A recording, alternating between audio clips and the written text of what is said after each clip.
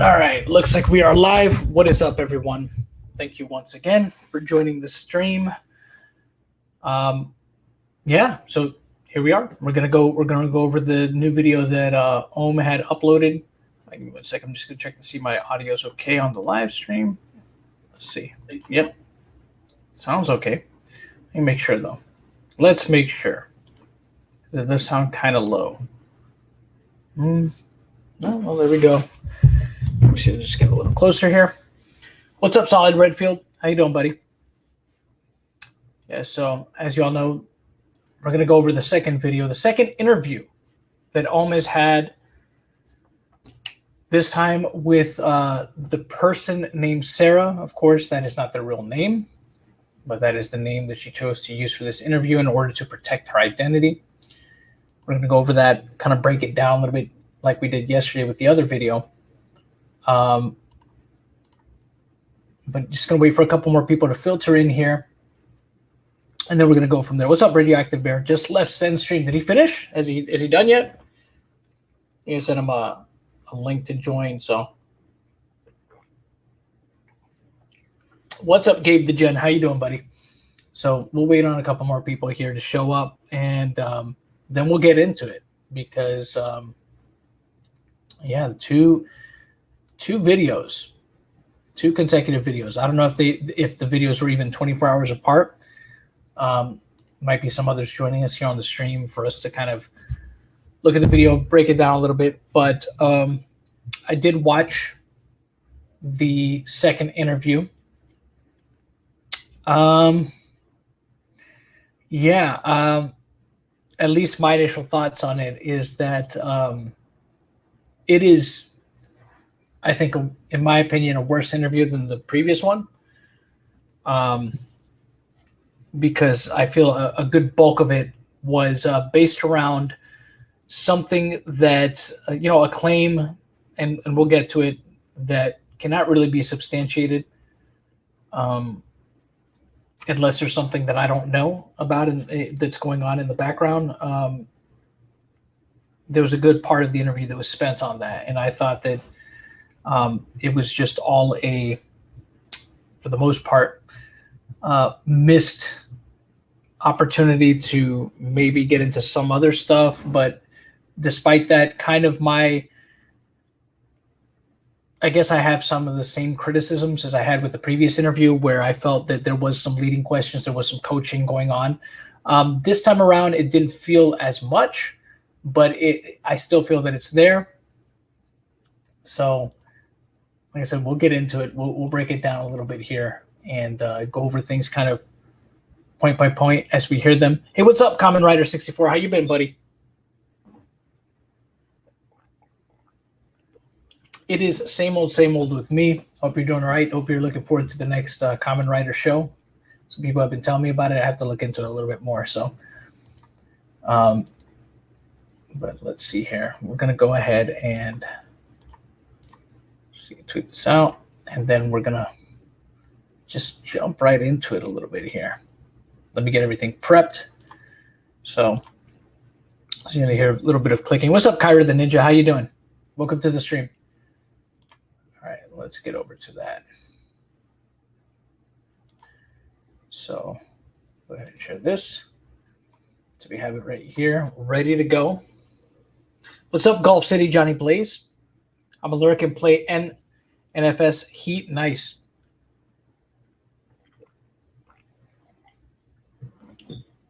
At some point, if others join us here on the stream, like if San or Crow or anybody joins on the stream here, I'll probably yes, it's just Kenny. Yes, the dumpster fire continues.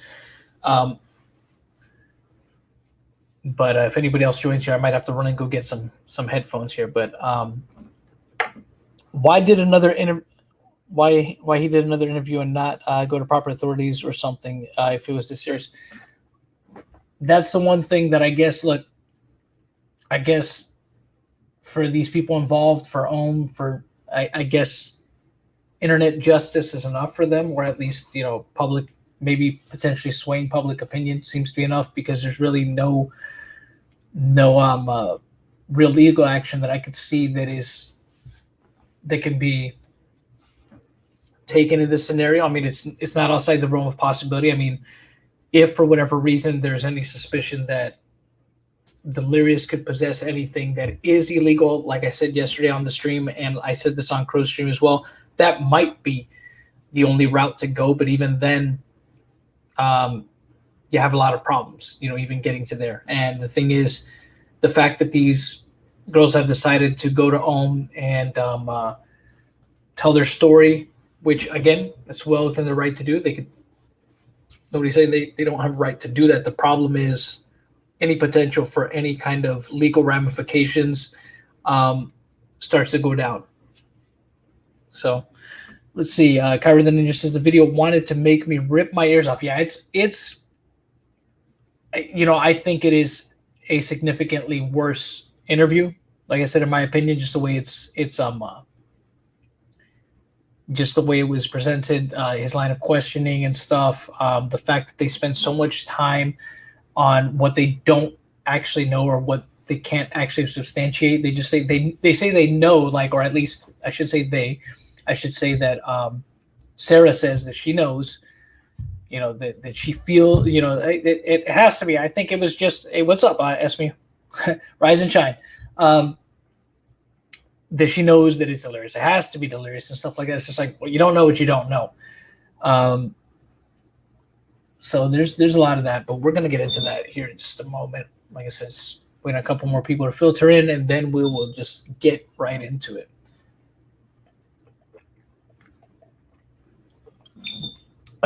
Baka Fred says that it's almost a 1 hour video that you're about to get tortured by. Yeah, I know. I've already been through the torture once. I think I can handle it one more time. What's going to be a pain is going over it a third time on Crow's stream later. That's where it's going to be, man. That's the one I'm not looking forward to, is just the third time. I'm just tired of people taking accusations on social media in our 30s. I agree, Kenny. It's getting way out of hand, and it needs to stop. I mean, especially if people really care about getting justice and they want this, if they want these kind of things to stop, the only way to do that is to get it on some kind of, public record with the authorities, so they can start building a case. Now, yeah, it's possible that that person might not ever have anything happen to them due to there not being sufficient evidence, but at least there's some kind of record to show that, look, this person potentially has this pattern of behavior that is not good. Twitter dark mode. I'm sorry, I can't do it. Esme. I can't. I always do the light mode. I can't. I'm just not built that way.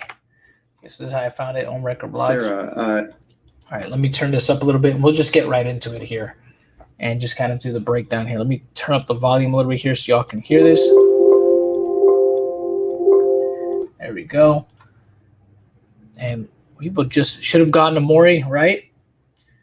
Oma has proven to be radioactive air says Oma has proven to be untrustworthy and a backstabber. His word is less valuable than fake money. Yeah, he's definitely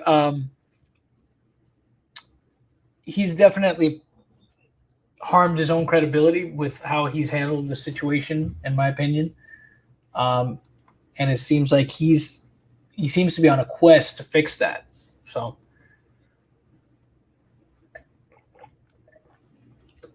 all right, let's just get started with this. Here we go. This is like 58 minutes. Sarah, first off, I do want to clarify that this is not your name, right? So we're using the alias Sarah to ensure your identity is protected, especially because you have felt that you've been threatened following this. Is that right? Yeah, definitely.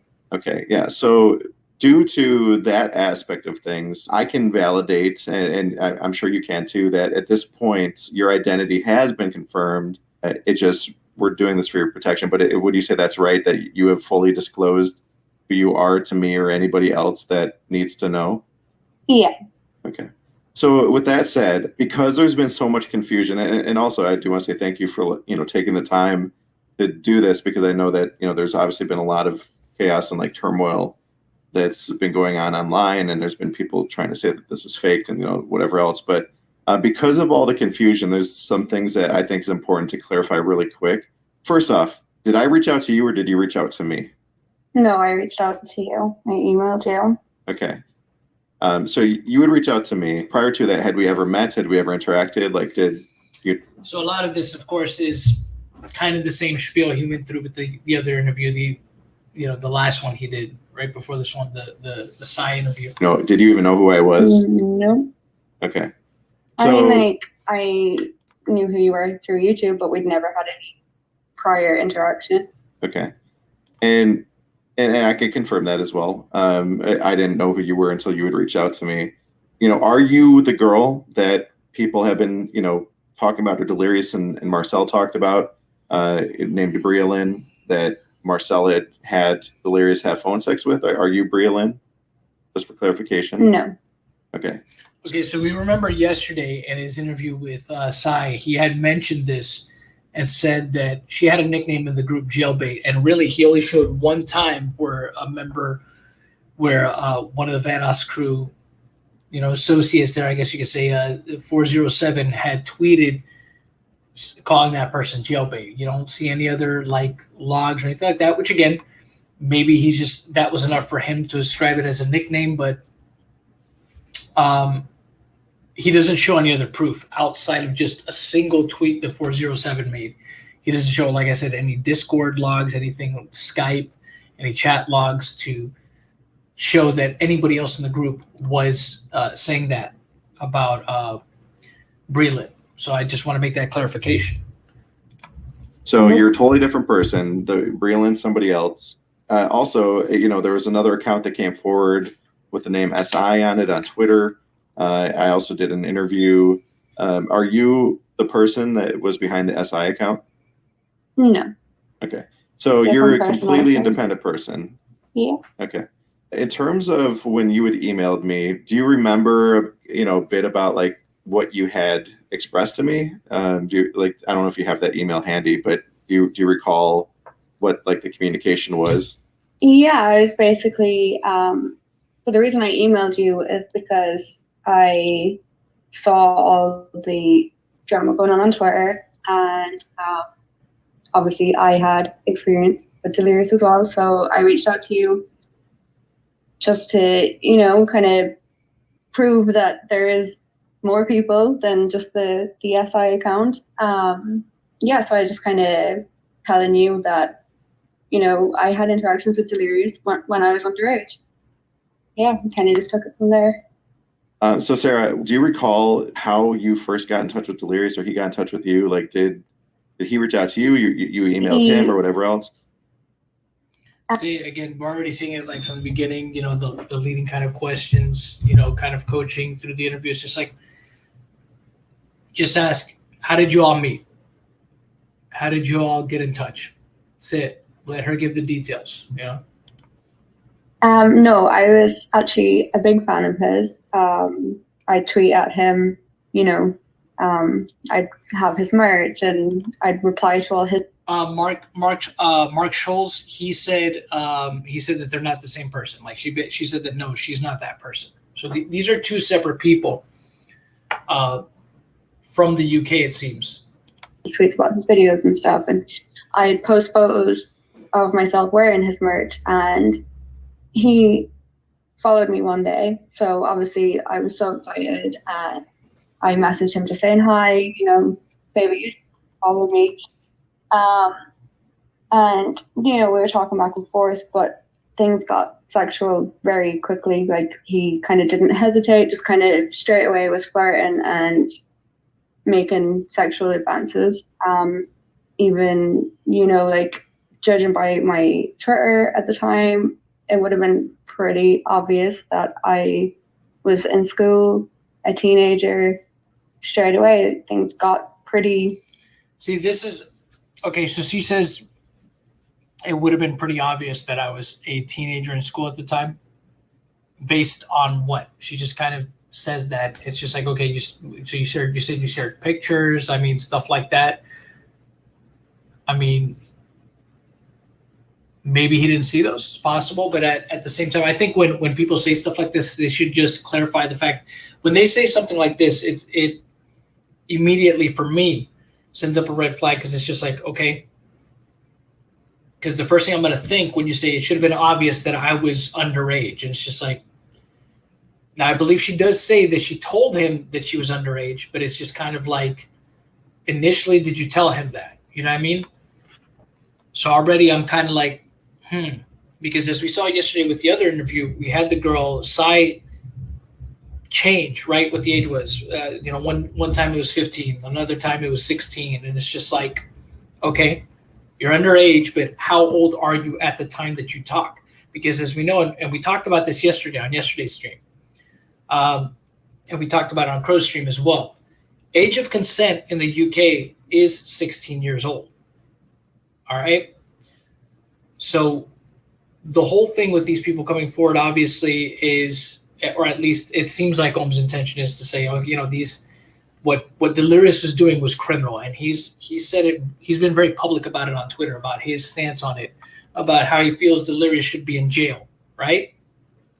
So to me, at least, that implies that Ohm's his goal with all this, right, is to somehow see if maybe by him putting it out that somehow, some way, there's some kind of legal ramifications for Delirious, even though although the worst way to put it out is the way he's doing it here.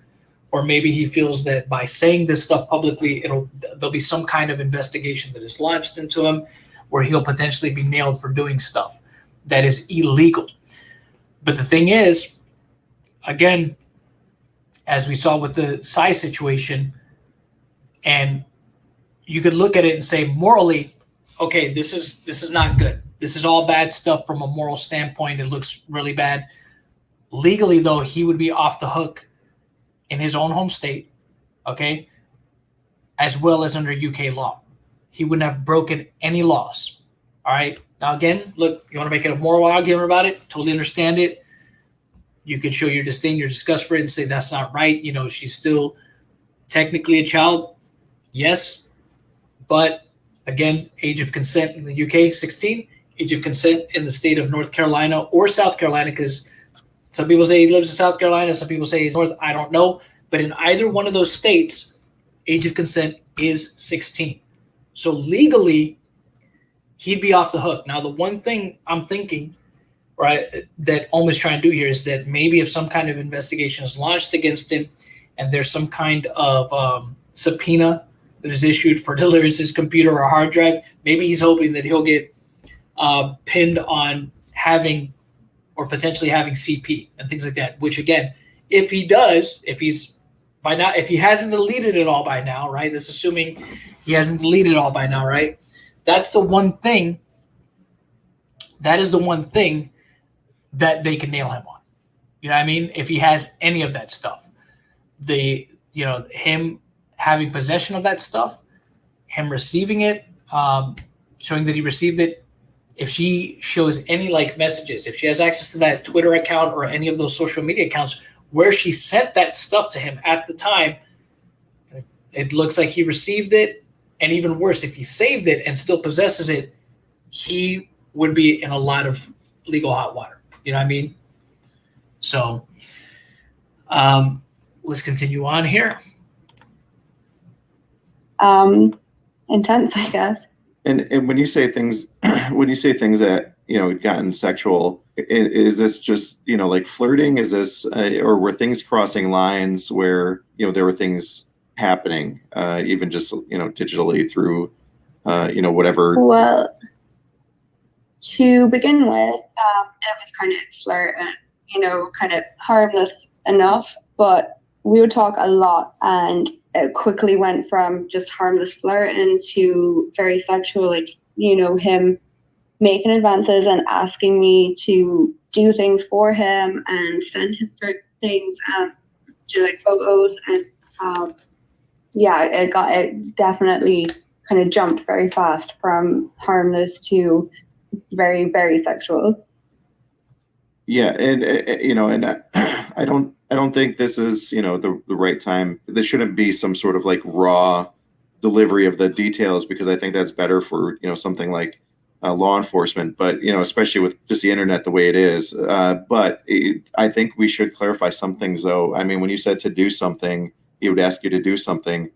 He wasn't was he asking you to take pictures of your like pet dog or something, or was he asking like, did he want to see you make balloon animals, or was it like something different? Like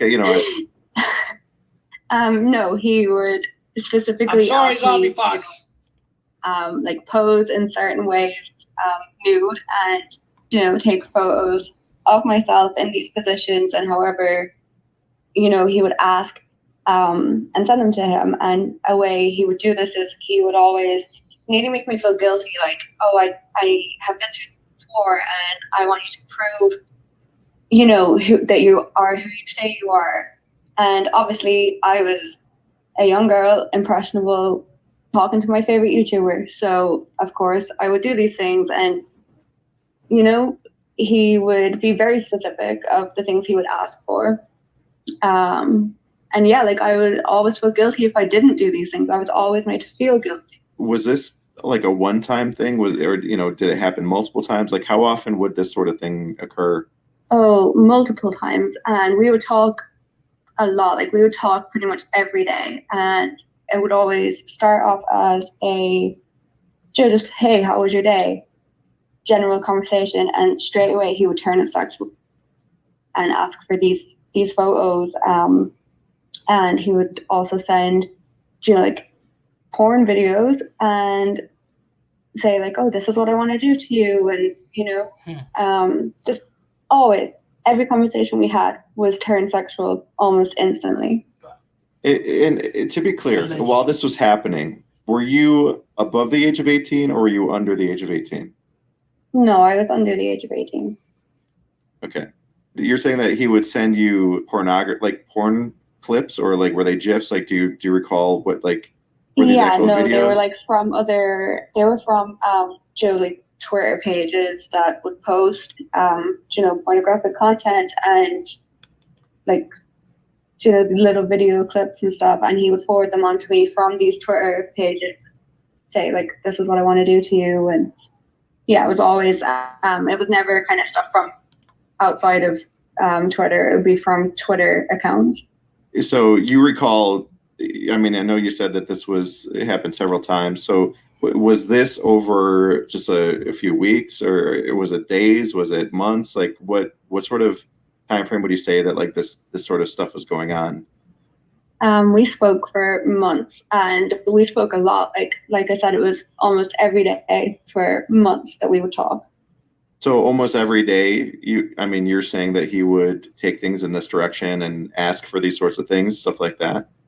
Yeah. And if I didn't send them, like I said, I was made to feel guilty for not sending these things. And he might then go a few days without messaging me, or, kind of just make me feel bad for not doing what he asked me to do. Right. Well, and to further protect your identity, just because of the fact that threats have been made, really. So we hear it here, right? She hasn't specified up to this point that she told him her age at the time. It's being glossed over. He only said, he tells her, oh, you were underage at the time. He's asking her that. He's not asking her, Delirious knew this. You confirmed this with him. You told me exactly how old you were, and he engaged with you. So there's an issue here, right?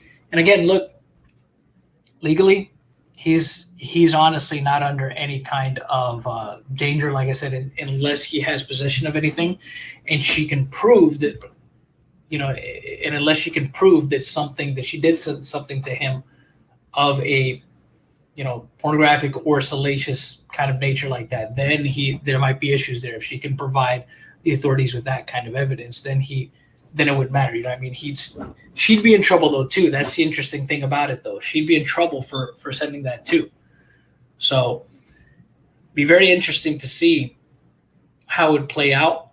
But or she could be, like I said, potentially in legal trouble for sending that stuff out too. But so far you hear all she said before was, hey, what's up, Sen? How you doing? I sent you the link, man. So far she has said that it was obvious that I was underage, but she didn't say that she told him that she was underage, at least up until this point.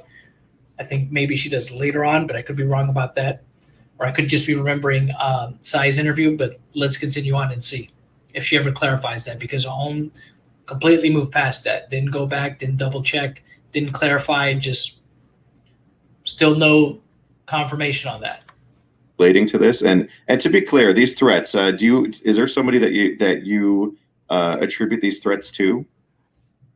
Yeah, definitely. So who are the threats coming from? So goes right next into based the off threats, of every, right? the evidence that you have seen. They're coming from Delirious himself. And yeah, threats on my child. okay, so the reason, this is the reason that I want to. This is a big claim, all right, that's being made here, right? About threats, our child saying is delirious. That's a big claim. You're talking about the endangerment of a child. Those are very serious accusations to make. To be somewhat broad, but in terms of a time range, would it be fair to state that this stuff was occurring sometime between 2015 and 2017? Yeah. Is that broad enough range? Yeah. Okay. So this was happening between that range of time. And you're saying that Let me speed this up just a little bit because let's go to. who would take things in this direction. So, I mean, we're talking, if you're saying that this would occur for months and it was practically every day, I mean, you're talking, I mean, it's not just, a half a dozen or a dozen times. I mean, is it fair to say that it was potentially 50 or 100 times or more? Oh, yeah, definitely. I'd definitely say easily 100 times, if not more. And each of these times there were, I mean. See, and again, this is the issue that I have with, this is why it feels like these are all pre-planned interviews. Very specific numbers, right? Ohm knows what a lot of these answers are going to be, or at least that's the impression I have of this. That's why I feel like there's either some kind of pre-planning going on with these interviews, or this is just the coaching that's going on, right? He's giving very specific numbers, 50. Well, what sounds worse than 50? 100, right? She might have told him that in a previous conversation. It was probably over 100 times. So here he is saying 50, 100. Here you go. Pick the one that sounds the worst, even, what I mean, if it wasn't pre-planned, right? So, or maybe she gave him some kind of indication, oh, this happened a lot of times. And maybe one day he threw out, right, a number. And she's like, well, maybe it's closer to that one. You know what I mean? So he decides, oh, this is the number ranges I'm going to use, right? I don't know. I just feel like a lot of this is, there's a lot of pre-planning going into this, like kind of an overview maybe beforehand. I'm not saying like point by point that they're necessarily scripting the entire thing, but it just, again, from how everything goes down in these interviews, that he knows what these answers are going to be, or has a general idea of what the answer is already going to be. And that's why his follow-up questions, again, he has those very specific follow-up questions to really write off of that. So, but again, that's just speculation on my point. Obviously, it's not something I can prove. That's just the way I feel about it when I hear this, right? This is my opinion on it. So let's continue on here. Are you pretty certain that you were providing him with things like images? Yeah. Like I said, I was a fan. I wanted to keep talking to him. He had this like tactic where he would act interested for like a small while. He'd make me feel important. And like looking back now that I'm older, it's obvious that he was just doing that to get what he wanted. But at the time, I was young, I was impressionable, and I would send these things to him just to keep him interested in me. And there's times that I would just try and have a normal conversation, and he would always, every single time, turn it sexual and ask for things. I mean, in hindsight, with that in mind, like, because I know at the time you were saying that you were, wanting to keep, this person that you looked up to happy and stuff like that. But do you have any thoughts on it now? Like, obviously there's people that will make accusations of grooming or being, having like predatory behavior. Like, what are your thoughts on it these days now that you're a little bit older? I think it is disgusting because he used his power as a YouTuber because YouTubers are very, very powerful, as we all know. They're the most powerful people on the internet. His power as a YouTuber. Again, we see where this is going, right? The power dynamic argument, which to me it's a stupid argument. a power dynamic can exist in almost every single aspect of life, right?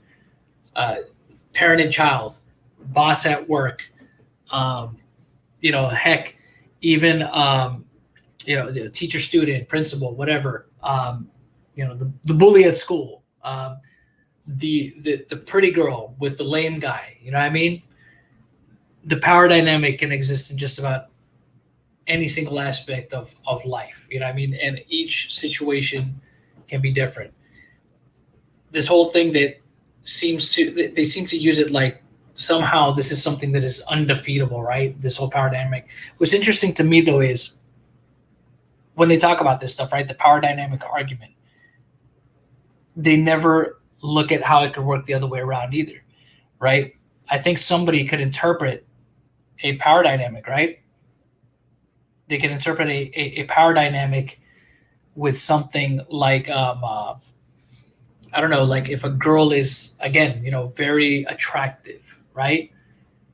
And she goes to a guy, that maybe is, not that all good looking, but let's just say he's very well-to-do, right? He's very well-to-do. He's got a lot of money, and they know that. And they use their appeal to completely manipulate that person, and wrap them around their finger, become a trophy girlfriend for them. You know what I mean? Where the person just spends money on them all the time. All they have to do is just, do whatever they have to do to manipulate that person. That would be an example of a power dynamic, right? But I'm sure people try to argue, well, he's the one with the money and all that stuff. Yeah, but he's the one that's getting played. He's the one that's getting jumped through hoops because of the power dynamic of, I guess, essentially the woman, right? The really attractive, hot woman. So it can exist in any facet. There's a lot of different ways to see it. And I'm not saying that this girl had any kind of quote unquote power dynamic over Delirious, but you're talking about people that, there's this thing where they're always taking advantage, right, of the people that message them, right? But on the flip side of that, you have a lot of people approaching these people that they see as powerful, that they see that, that person's got money, this, that, or the other. There's people that are also thinking about how they can take advantage of that person and using whatever means are available to them, okay? Whether it be whether or not they look attractive or whatever, or maybe they're just very persuasive. They have a very maybe articulate way of speaking, a very eloquent way of speaking that they can persuade people to do things. You know what I mean? And they're just looking for their end to take control of that person. I mean, nobody ever talks about the flip side of that, of how some of these people are going to these YouTubers, these actors, these, whatever, wherever they're at, right? Even in the workplace, to use whatever advantages, whether they be physical or otherwise, that they can use, or maybe intellectual advantages, to persuade other people, to influence other people. So, and I'm not saying that existed in this particular case, but it's interesting that people always look at it like, well, he's the YouTuber, he's got all the power. It's just like, well, no, he really doesn't, because at no point in time was a gun held to your head that you had to do any of these things. These are things that you did willingly. Now, you could say you were manipulated into doing them, and maybe that's true. Maybe that did happen, right? We don't know for a fact. Maybe it did, maybe it didn't. Or maybe it was the other way around. This person is saying that she was coerced into doing these things. But how do we know that she just didn't offer them up expecting something? You know what I mean? And then once she offered them up, well, maybe Delirious was just like, she offered them up, so I'm going to take them. And, I guess I can ask now if it's okay. We don't know. So let's continue on with this. Get what he wanted and would get almost like stroppy if he didn't get what he wanted and, sulk about it. And I would say 100% it is grooming, because the way he went about it was very, very manipulative. Like he had these ways of, kind of getting into your head almost to really get what he wanted. Well, and tell me this too. I know you said that there were photos involved. To be clear, just for, to emphasize what was happening here. So you were under the age of 18. Is that right? Yeah. Yep. And these Under photos, the they age were of nude 18, but photos? they never specify Yeah. exactly how. And they were sexual in nature? Yep. And poses. Because look, if she was under the age of 16, then that's a huge problem because that's no longer age of consent, right? Then that's a huge problem, but they never specify the age. When he says under the age of 18, she could have been 17, going on 18 when all this started, could have been 16, age of consent. You know, I think if you really want to put the nail in the coffin, or at least, you know, build, I think, a stronger case against Delirious, why not be specific as to what the age was? Because I think that Ohm knows exactly what her age was. I think she told him exactly what her age was. But that's being left out of this. You know, it's nebulous. It's just like, you know, draw your own conclusion. You know, oh, underage, it must have been really young. You know what I mean? I think they think that by not being specific of the age, people are going to assume the worst possible outcome, right? They're going to assume the lowest potential age that's in their mind at the time. So I think it's interesting. Again, he did this with the last interview too, with Sai, where she was never. She says, you know, it happened 9 years ago, and all that. And there's a little bit more clarity on the age because she says that, oh, you know, this happened like 9 years ago, and I'm 25 going on 26, which would put her age at 16, which age of consent. You know what I mean? So let's go back. And stuff that he would ask me to do to prove that I was who I was saying that I was. Okay, so and without going into any sort of graphic detail, did these things involve sex acts of any sort, like, you know, just even by yourself? Yeah. Here's the thing, Pratado. They would have to prove that she sent. Number one, she'd have to prove that it was sent, okay, which she could also get in trouble for, and they'd have to prove that Delirious received it, okay, or that he would be in possession of it. That's what's going to be really difficult to prove, right? Because here's the thing: if those messages don't exist anymore, if for whatever reason she got rid of whatever social media account where she sent those through, or if she did it through Skype and that's gone, or whatever it may be, then there's nothing. Because that is the one thing they could get him on, 100%. If these images were sent to him and they were received by him, or if he's still in possession of them, then that's a wrap. That is something they could get him on. But that's the thing. Again, this is her word with no proof. You know what I mean? And I'm not saying that she has to show those pictures, right?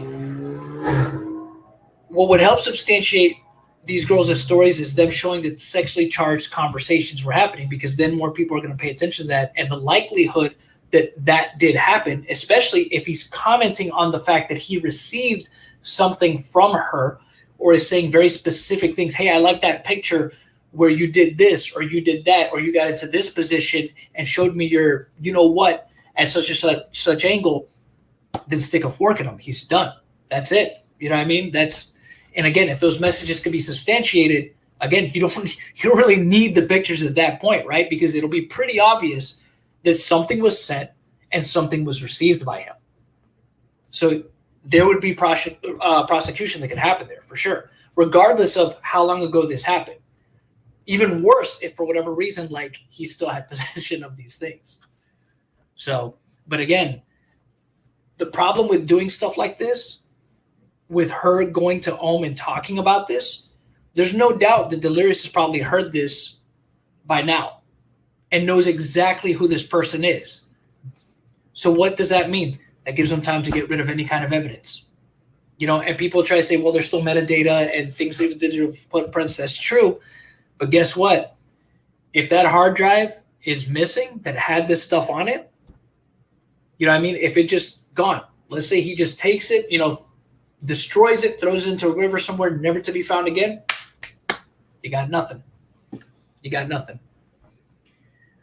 But that's the biggest issue with all this. By them doing this stuff, they're tipping him off. You know what I mean? By them talking about it so publicly, if for whatever reason he was, you know, if we're to assume what she's saying is true, right? And if for whatever reason he decided to keep these things, which would be idiotic, now you've given him a chance to get rid of it.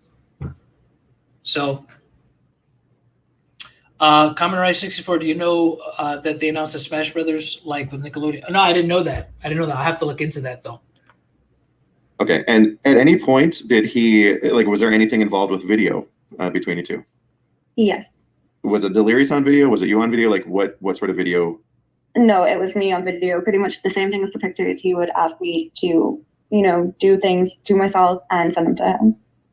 And when you say things, again, to clarify, this is sexual in nature? Sexual in nature, yeah. While you were under 18? Yes. All of this activity, how was this stuff? Again, yeah, if that was sent and received by him and he's still in possession of these things, game over. Game over. Kayla says, we haven't seen a single conversation from when this was allegedly happening. There's only recent emails or tweets that don't prove that anything happened. Yep. Sent between you and Delirious, was it, through your phone? Was it through an app? Like, how was Delirious being sent these things? Mainly through our DMs on Twitter. But we were also, he also added me on Skype because he would always ask me to participate in phone sex, which was just something that was too much for me. I was too anxious, didn't feel comfortable doing it. So we would mainly talk through our Twitter DMs and send these things through our DMs. So you guys never had like a concurrent like call going when these things were happening? It would just be like you would be responding to the things he wanted? Yeah, just pictures and videos, never the call, which was another thing that he would make me feel guilty for doing and would kind of push, like I'd say no, and then the next day he'd ask me again, and it was very pushy about trying to get me to do these things, even though I wasn't comfortable doing it. So at what point did things stop? Was there, I find it very interesting, right? And again, this is why I feel that a lot of this is pre-planned. Because you would think the next natural follow-up question to that was like, do you still have possession? Do you still have that Twitter account? Do you still have those DMs? You know what I mean? Do you have that proof still that if you were to go to the police, you could show them, right? Or if you were to go to the authorities, which again, there might be problems there because she sent that stuff, which would kind of put her on the hook too. You know what I mean? Depending, given the circumstances. So Esme says, compared to this case, no matter my thoughts on China, there's a similar case going on there against famous celebrity Chris Wu. The difference is the girls accusing him is that they have receipts. Yep. Protato says, LOL Delirious been deleting months ago. His video show tweets delete. He already been down that path. I mean, again, no matter what they know or they think they know, I should say, none of that matters. It's what can you prove? You know what I mean? Finally at home, Pog. Okay. All right, so let's continue on here. Do you recall if there was some sort of like clash or anything like fight between you guys, or was it you just kind of drifted apart? I wouldn't necessarily say a fight, but one day I just kind of had enough because I knew what he was doing, and he was just using me to, I guess, like he made out. He was very good at convincing me that I was important to him, that we had just that he cared, I guess. But eventually I kind of started realizing, everything is sexual. He only talks to me when he's looking for these pictures and videos and stuff. And I messaged him one day on Twitter and just said, look, I'm not doing this anymore. It's not cool. You're clearly just using me, for your own pleasure. And it's just not cool. So yeah, we stopped talking then. Yeah. So that was kind of the end of that whole sexual thing. We didn't talk after that. I blocked him. So did you ever unblock him, or was there anything else that occurred? A couple of years later, I unblocked him. Why? And again, I replied to his tweets. I thought it's cool, it's in the past, whatever. So yeah, I unblocked him. Kind of started interacting with his tweets again, and I had actually and again he. Why would you unblock him and start talking to him again? He used you. You weren't important to him. You were just an object to him. I would think 3 years later, you would think somebody would be 3 years wiser. Why 3 years later? You know what I mean? Because I think that's how long is stated in these messages coming up. Some years later, which is, I believe, about 3 years later, She unblocks him, and they start talking again. Why? Interesting. He messaged me on Twitter just congratulating me. So congratulated her, as you see here, this Delirious. Congrats, it's been a while. Then her message says, yeah, and thank you. How have you been? I've been great, still working on my YouTube stuff. So I just looked, can't believe it's been like 3 years since your first tweets to me, LOL, liking and then, that's redacted. Yeah, a lot has changed in 3 years. I can't believe how much your channel has grown. It's crazy. I said, like cool, thanks, like how are you keeping? We just had a bit of a general conversation, and that was the last contact we had. And did he ever follow you back or anything, or were you following him again, or do you remember? Yeah, I followed him again, but he didn't follow me back. Okay. I did want to ask you too, there was a point that I saw a Facebook post. The bleep was, I think she was saying probably like her real name or somebody's real name. So I think he bleeped it to just kind of protect their identity. RRS, let me see. Toy Banner, what happens if you meet someone like Ohm and then criticizing you that you are P-word or something like that, and you're being annoying with that but until you prove innocent. I mean, look, again, that's why it's not good to make accusations about someone, especially ones that you can't really prove. It's best, like if you think, and that's your opinion, but even then you got to be very careful. You got to be very careful with how you express your opinion, even online, especially if you have an audience and you're leading them to believe something, you know what I mean? Because you could still be on the hook for, legal ramifications if that's the case. So Zombie Fox for 10, thank you so much, buddy. I appreciate it. Am I the only one who finds it very weird that there isn't any real screenshots of any sort of text for a solid 15 minutes in the video? It's all just for word of mouth, but this is going to be a pattern. Well, yeah, we have seen that as a pattern with the stuff that Ohm's presented. That's unfortunately, that's kind of par for the course with him. And this is where I'm saying that he does his greatest injustice. He's saying he wants to do all this for the victims and he wants to help people out, this, that, or the other, but he could make it so much easier if he showed things that are a little bit more concrete, that at least it's going to be difficult for people to refute, right? In his video yesterday, where he was interviewing Sai, he says that Sai has a text message where she tells Delirious her age, that he acknowledges her age, okay? Now, again, if you could substantiate that or validate it, or even just show something, right? That at least gives people a moment for pause and, okay, hey, maybe there's something here, right? It's just like, okay, that's something. That's something to go off of. But that's always been the problem here with how Ohm has handled the situation. He never does that. Now, he claims this because he was trying to protect Sai's identity. He was trying to protect her privacy by doing that. Listen, Ohm, you retweeted a tweet of hers where she posted her own passport, okay? Now, she redacted it herself, but you still retweeted it, okay? You can redact any personal information of hers that is shown in that text message. You could just leave the first two letters of her name, kind of the same way that she did, right? Where it says Sai, okay? And then just redact any personal information that'll lead people to her location or anything personal about her or any family members. You can redact all that and just show the message and show that it's clearly Delirious. If there's a picture in the profile or whatever, you can redact the profile picture too. Just show the first two letters of the name the way that she did, right? Just to be consistent with that it is Sai, okay? And then show where it's Delirious, right? And boom, now you have something. You have something for people to go on. So, K-Dog says, absolutely, it's all just been DMs and emails, nothing which could be photoshopped. Yeah, and that's the other thing too. Things like that can be fake too. But at least, again, you're giving something for people to go off of. If you at least do that, right? Because there's all this talk about, all this stuff is true, and there's actual messages that show that, but I'm not going to show that.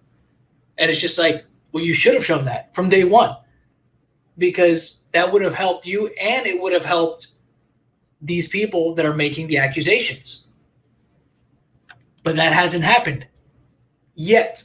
You know what I mean? It could still happen, But at this point, every day that passes by and I hear these accusations and these videos keep coming out, I doubt it more and more. You know what I mean? But look, I could be wrong. Well, that had Delirious. And this was around the time that when we had communicated, you had suggested that there was a girl that was kind of in the mix of things. And potentially that she would be worth reaching out to. So she was one person that I reached out to after that conversation. Is that how you recall things too? Yeah. So so I want you to listen to this guy. This is a part of the conversation that I do remember from beforehand. I want you all to listen to this closely because I thought this part of the conversation was interesting for a couple different reasons, and I'll get into them like after we pass all of it. Granted, I didn't know this girl, but based off of this Facebook post, this was around the time that things were happening between you guys. Is that right?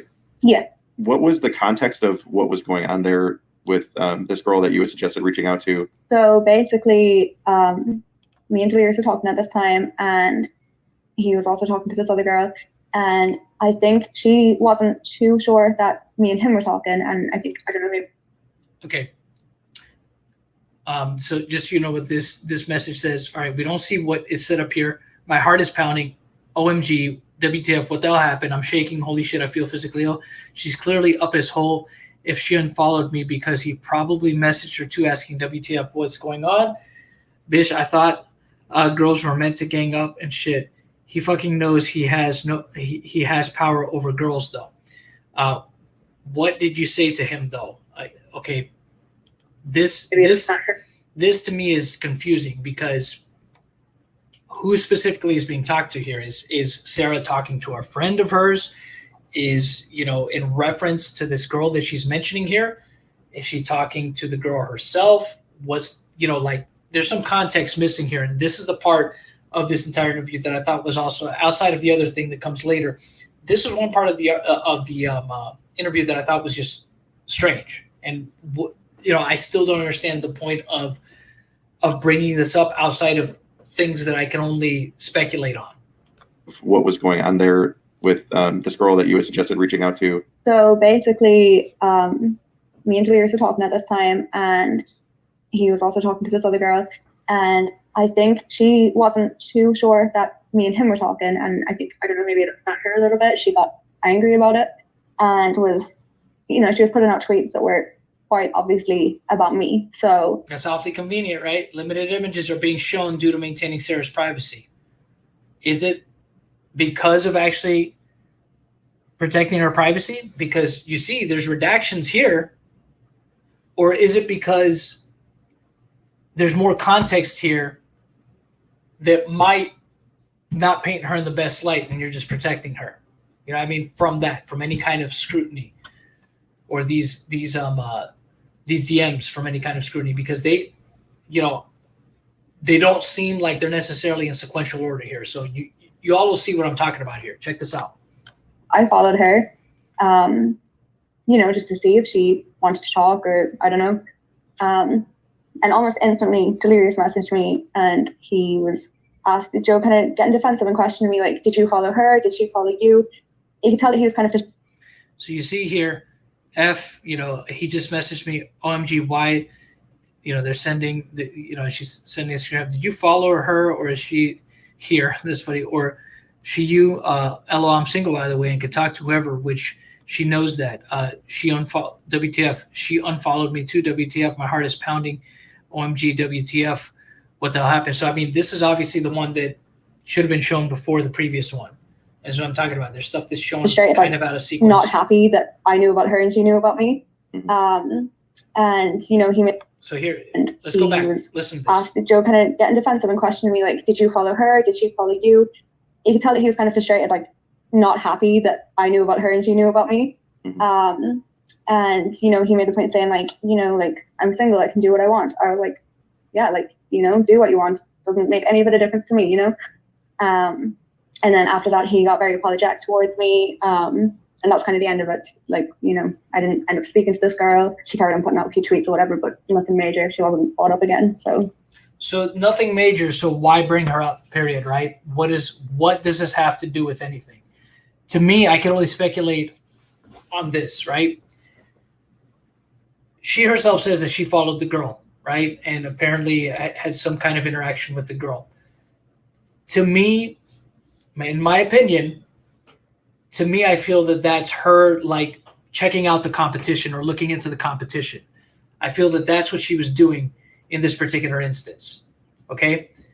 She's looking into her competition because if it doesn't matter, why are you hitting up these other girls that are supposedly following Delirious? Like, what's the point of all this? What are you trying to get out of this? And again, on his part, yeah, it does. If these messages are real and he's hitting up, hey, did you follow her? She followed you. I mean, like he says, he's single. He's playing the field. I don't know if he told this girl, right, Sarah, if he told her or made her believe that there was some kind of exclusivity between them. I don't know, but it just feels like there's a lot more context to this that is not being shown or talked about. But it's weird that it's just brought up because, like I said, it feels like she's trying to say like, oh, it was no big deal. But it kind of seems like maybe it might have been, because if it's not a big deal, did you see that Delirious is following somebody and he's interacting with them and it's not a big deal to you, then why even follow up on it, right? Like, why even hit up this girl? Why follow her and, interact with her? Like, what should it matter to you? So to me, it feels like maybe, and it's possible, maybe Delirious could have been leading her on to think that there was some kind of exclusivity between them. Or maybe she thought she was under the impression that she was in some kind of exclusive thing with Delirious. Or again, maybe she was just trying to find her place in all of this, right?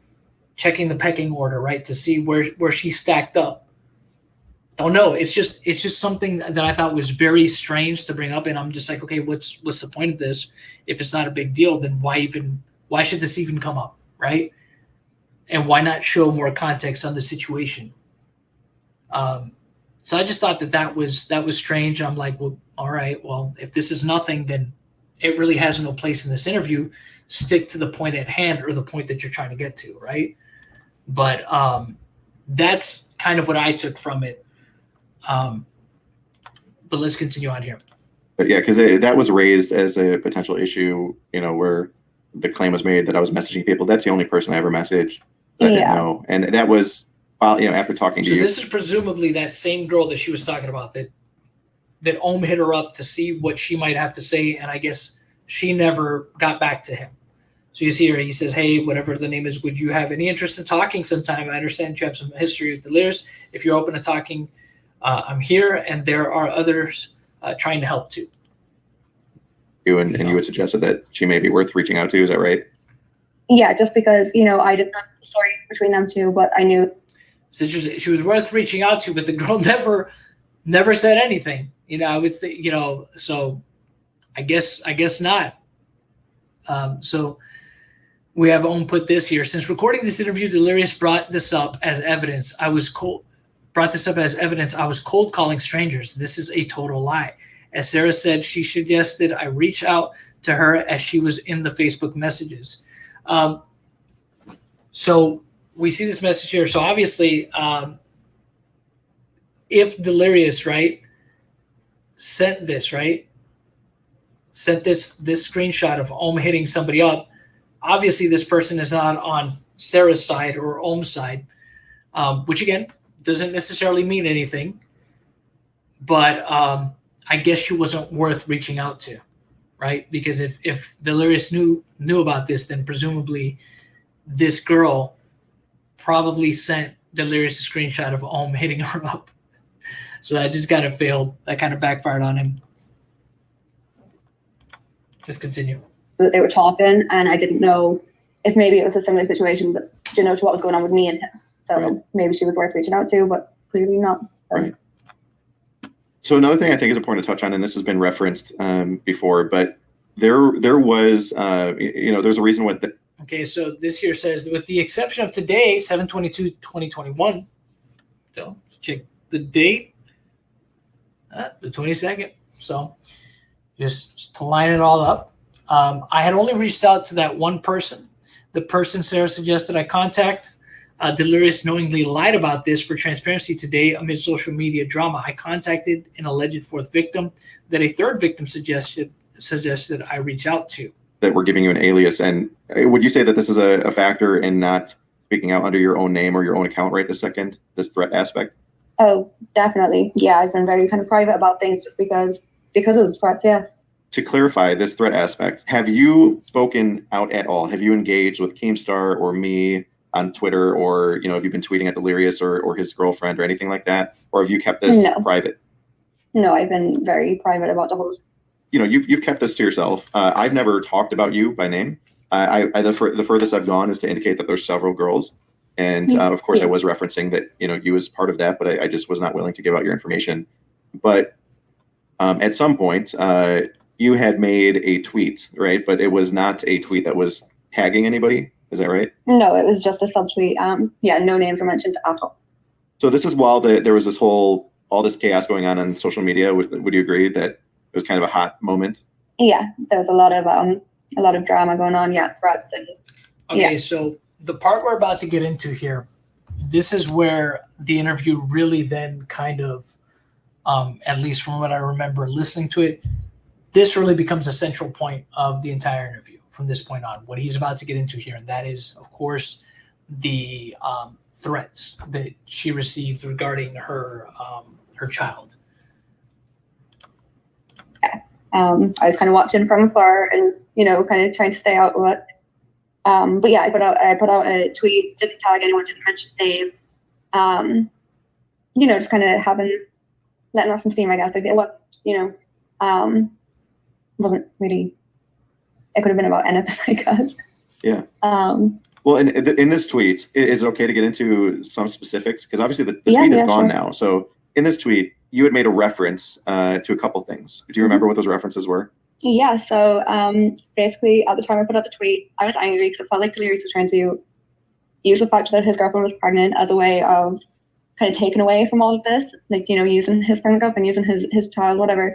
So I tweeted out of pure anger saying, just because your girlfriend's pregnant doesn't mean you're not a nonce, like I meant it. I stand by what I said. Like it doesn't, you can't use your pregnant girlfriend as a way of changing what you've done, I mean, you see what he says here. Notice only 1 like, no engagement at all. She does not have a following. Okay.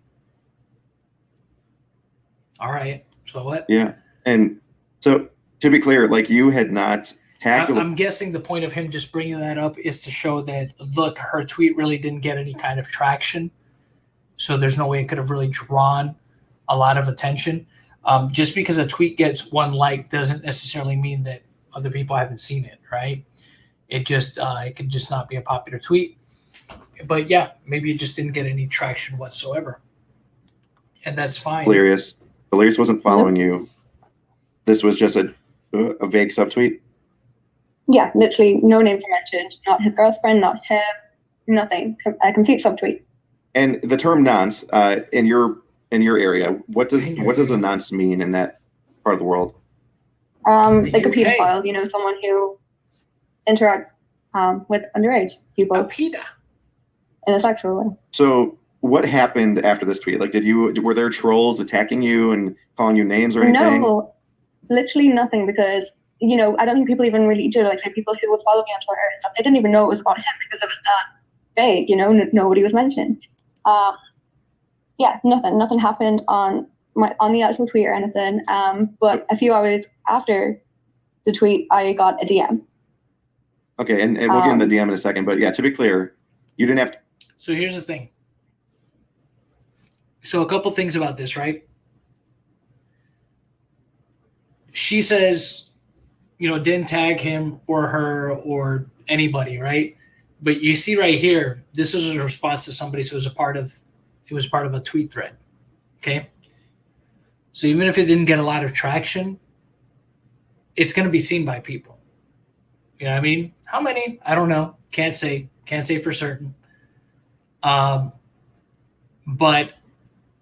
I think that if this was just a tweet made on her own timeline, just kind of generalizing, just her own tweet separate of any response, then I think it would have been a lot harder to notice. But I just find it interesting that it's a response to someone else. And like I said, yeah, it looks like she didn't get any kind of traction on it. But again, that doesn't mean that nobody at all saw it. Like, oh, nobody should have. There's no visibility of in a tweet thread. There's going to be visibility of people's responses, especially if you decide to look through the responses. Now, whether or not you're going to meticulously sit there and like each one of those responses, that's something or other. But I think this is a little bit of a disingenuous argument for Ohm to try to make in this situation, because even if it only has one like, it doesn't mean that only one person saw it because it has one like. Okay, is really the point that I'm trying to make. So dozens, if not more, could have seen this tweet. So I just want to put that out there. Keemstar saying, "Oh, what's this about?" Like, you're saying there's no activity, nothing. I mean, are you a very popular Twitter user? I mean, I don't want to identify who you are, but would you say that this could have gotten on the radar of anybody? At the time of threats, it had no engagement, and I see what he's trying to do here, right? I get it. Well, look, it only had one like. I mean, there's really had no visibility. Nobody was seeing it. If people were looking at the replies, you know what I mean, and you're just basing it off of this one like, that doesn't mean that just one person or maybe just a handful of people saw it. Many people could have seen it. I've seen it before plenty of time with other tweet threads where you see a lot of people's replies to it, okay? But just because people aren't liking that tweet, again, does not mean that it's just one or maybe just a small handful of people are seeing it. It still could be a lot of people seeing it. Just because they're not engaging with it doesn't mean that it has the least amount of visibility that you think that it does, or that you're assuming that it does. Really? No, like, I'm very kind of private person, and I wasn't interacting with people who were tweeting about the drama and stuff. I was completely kept out of it because I didn't want to be on the receiving end of all the threats and the drama that I was seeing other people get here. Right. So when you got a DM, what was going on in this DM? So I got a DM from a page it came through as like a message request. So I went into the profile first just to kind of see, and there was no profile picture, very, kind of no really activity on the page. Almost instantly making threats about my daughter, my 5-month-old daughter. She says almost instantly, and I think what would greatly benefit, because I don't think. Let's go back to her tweet from Mont, right? Let's go back to the tweet. Doesn't show the date of the tweet, which I think, for the sake of transparency, like almost saying, I think it would have been good to show what date this was tweeted and roughly the time frame, right? Because then we have this, right? We'll go back to where we were just at, okay? Where she receives this message. Profile picture, very, kind of no really activity on the page. Almost instantly making threats about my daughter. So here's the thing. She says almost instantly making threats about her. Instantly when? Do you mean after you made that tweet? I mean, because that's what I'm assuming by what she's saying here, but we're not getting timestamps here. We don't know when she tweeted that tweet. This could have been a day after, 2 days after, a week after. You know what I mean? But let's just, for the sake of argument, let's just assume, or let's just say, for the sake of argument, let's just say that we'll take her at her word for the time being, that this happened immediately after, right? What she's about to say here next, I think, is probably not the best way to go about it. I mean, because she says a lot of things declaratively. But you'll see what she says. My 5-month-old daughter, they knew her name, which, to be fair, wasn't that much of a deal because You see the little note here that he redacted the names, baby name, boyfriend name. Okay. I have often tweeted about her, but they were sending emojis of guns and a car and saying my daughter's name and saying that she is gone. So and there I was, didn't really there take was it another seriously. similar too as well, right? Yeah. Yeah, and what was your assumption in terms of like the communication here? Like, did the alien head mean anything to you? No, like, to be very honest, like at the start I didn't take it seriously at all. I just thought, I didn't even link it back to the tweet that I had put up. I just thought it was someone, trolling, whatever. So they were sending these emojis and I was replying. I was like, it didn't bother me, the emojis to begin with, but then when they started saying my daughter is gone, I was kind of like, okay, this is weird. I was like, what do you mean she's gone? Okay, just one sec. Aura says check DMs. Give me one moment, y'all. Let me see what's what's happening right quick.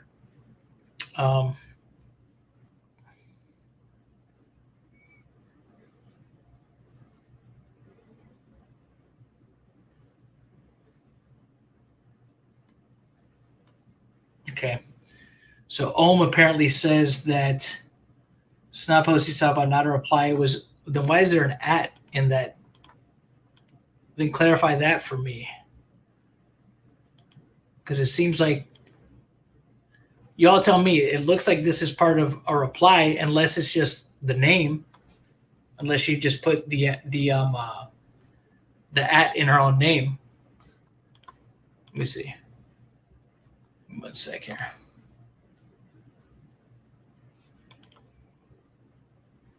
Because that could look like it's being redacted, like replying to at whatever the person's name is, but maybe I'm wrong. Maybe I'm wrong about that. Supposedly this was an innocuous tweet that they put up. So important clarification. And like I said, I'm willing to admit when I'm wrong, and I will clarify the record. So apparently this was an innocuous tweet that she put up on her own timeline. So, but again, which would make the visibility lower in that regard if it wasn't to a reply. So I will clarify the record. Like I said, always willing to clarify the record and admit when I'm wrong about something. Not a big deal for me to do that. And by that, I mean, not a big deal for me to admit if I'm wrong about something. So we got a correction on that. So, and that apparently is from Ohm, who hit up Crow to let me know. So there you have it. All right. So, take him at his word on that. Let's see. So let's go back here to the DM. I didn't take it seriously at all. I just thought, I didn't even link it back to the tweet that I had put up. I just thought it was someone, trolling, whatever. So they were sending these emojis, and I was replying. I was like, it didn't bother me, the emojis to begin with, but then when they start saying my daughter is gone, let's go back a little bit, and saying my daughter's name and saying that she is gone. So and there was, I didn't really there take was it another seriously. similar too as well, right? Yeah. Yeah, and what was your assumption in terms of like the communication here? Like, did the alien head mean anything to you? No, to be very honest, at the start, I didn't take it seriously at all. I just thought, I didn't even link it back to the tweet that I had put up. I just thought it was someone, trolling, whatever. So they were sending these emojis, and I was replying. I was like, it didn't bother me, the emojis to begin with, but then when they start saying my daughter is gone, I was kind of like, okay, this is weird. I was like, what do you mean she's gone? And, they were sending the car emoji, the gun emoji. What kind of worried me then, I thought it was just a troll, but then this person who was DMing me started mentioning people in my private life that I haven't mentioned before. Which again, obviously implying any of this stuff, whether it be trolling or not, it's not right. People shouldn't do it. And if you look at this, they're using symbols and stuff. They're trying to imply things without directly saying them obviously for the sole reason of, messing with this person. Not cool. Not especially when you're involved in I've kids never in the posted about these situation, people who I'd be close to, but they started. But again, the accusation that we're getting here, right? The implication is that possibly that this was Delirious, right? We don't really prove that, but because of the tweet, right, that she shared earlier, that she said she tweeted on her page that only one person liked, then deleted it at some point. I don't know how long after it was deleted. But because of that, sometime afterwards, which again, we don't get any kind of specifics on how long afterwards that was, because I think that would have helped a lot, right? To show the timestamp of when that tweet was. And let's say if this happened within a few minutes after of that tweet, obviously then that looks suspicious. That looks very suspicious that an innocuous tweet that was sent minutes later gets a response like this from someone. Okay? That could have been minutes later. It could have been hours later. Don't know because we see the timestamps in the tweets, or I should say in the DMs, but we don't see the timestamp of the tweet, which I think should have been left in there. Because if you have that, right, like minutes apart, that looks very suspicious. You know what I mean? And could help lend a little bit more credibility to her story. I don't think that should have been excluded. But it is what it is. Or maybe this happened the very next day. That's the whole thing. Without a date and a timestamp on the actual tweet, don't know how long after this was. You know, again, we have to kind of take her word for it that this was sometime soon after, without knowing for sure. Let's see. Kayla says, still though, she's going off assumption. Delirious, who doesn't follow her, stalks her account religiously. That's the other thing too. For all we know, look, this is the other thing too about this, and the issue I think I have with it as well. While it might be an innocuous tweet, for all we know, somebody that's following her, no matter if her following is big or small, if her following is 10 people, if her following is 100 people, if her following is 5 people, if one of those people is someone that knows of her past with Delirious and maybe is not necessarily completely on her side about it, or is a mutual friend, you know what I mean? They could have just as easily, you know, if we're to assume, right, that Delirious is the one behind all of this, you know, he's the one in the background, you know, pulling the strings, he's the one doing all this stuff, that maybe somebody took it to him. If he's the one doing it himself, maybe he has a burner account that he's following her on, and this is how I saw it, because she says that he wasn't following her, you know, but maybe he has a burner account that is following her. I don't know, to keep tabs on her. Certainly within the realm of possibility, you know. But again, how do you go about proving that? I think the most simplest way, and I mentioned this on SenStream, if you somehow were to be able to get his IP address, right, and connect all this back to the IP address, which again, if you have a VPN, it's going to be rather difficult. But if you had something like that, right, and the reason I bring that up is because that's what got Creepshow Art in trouble.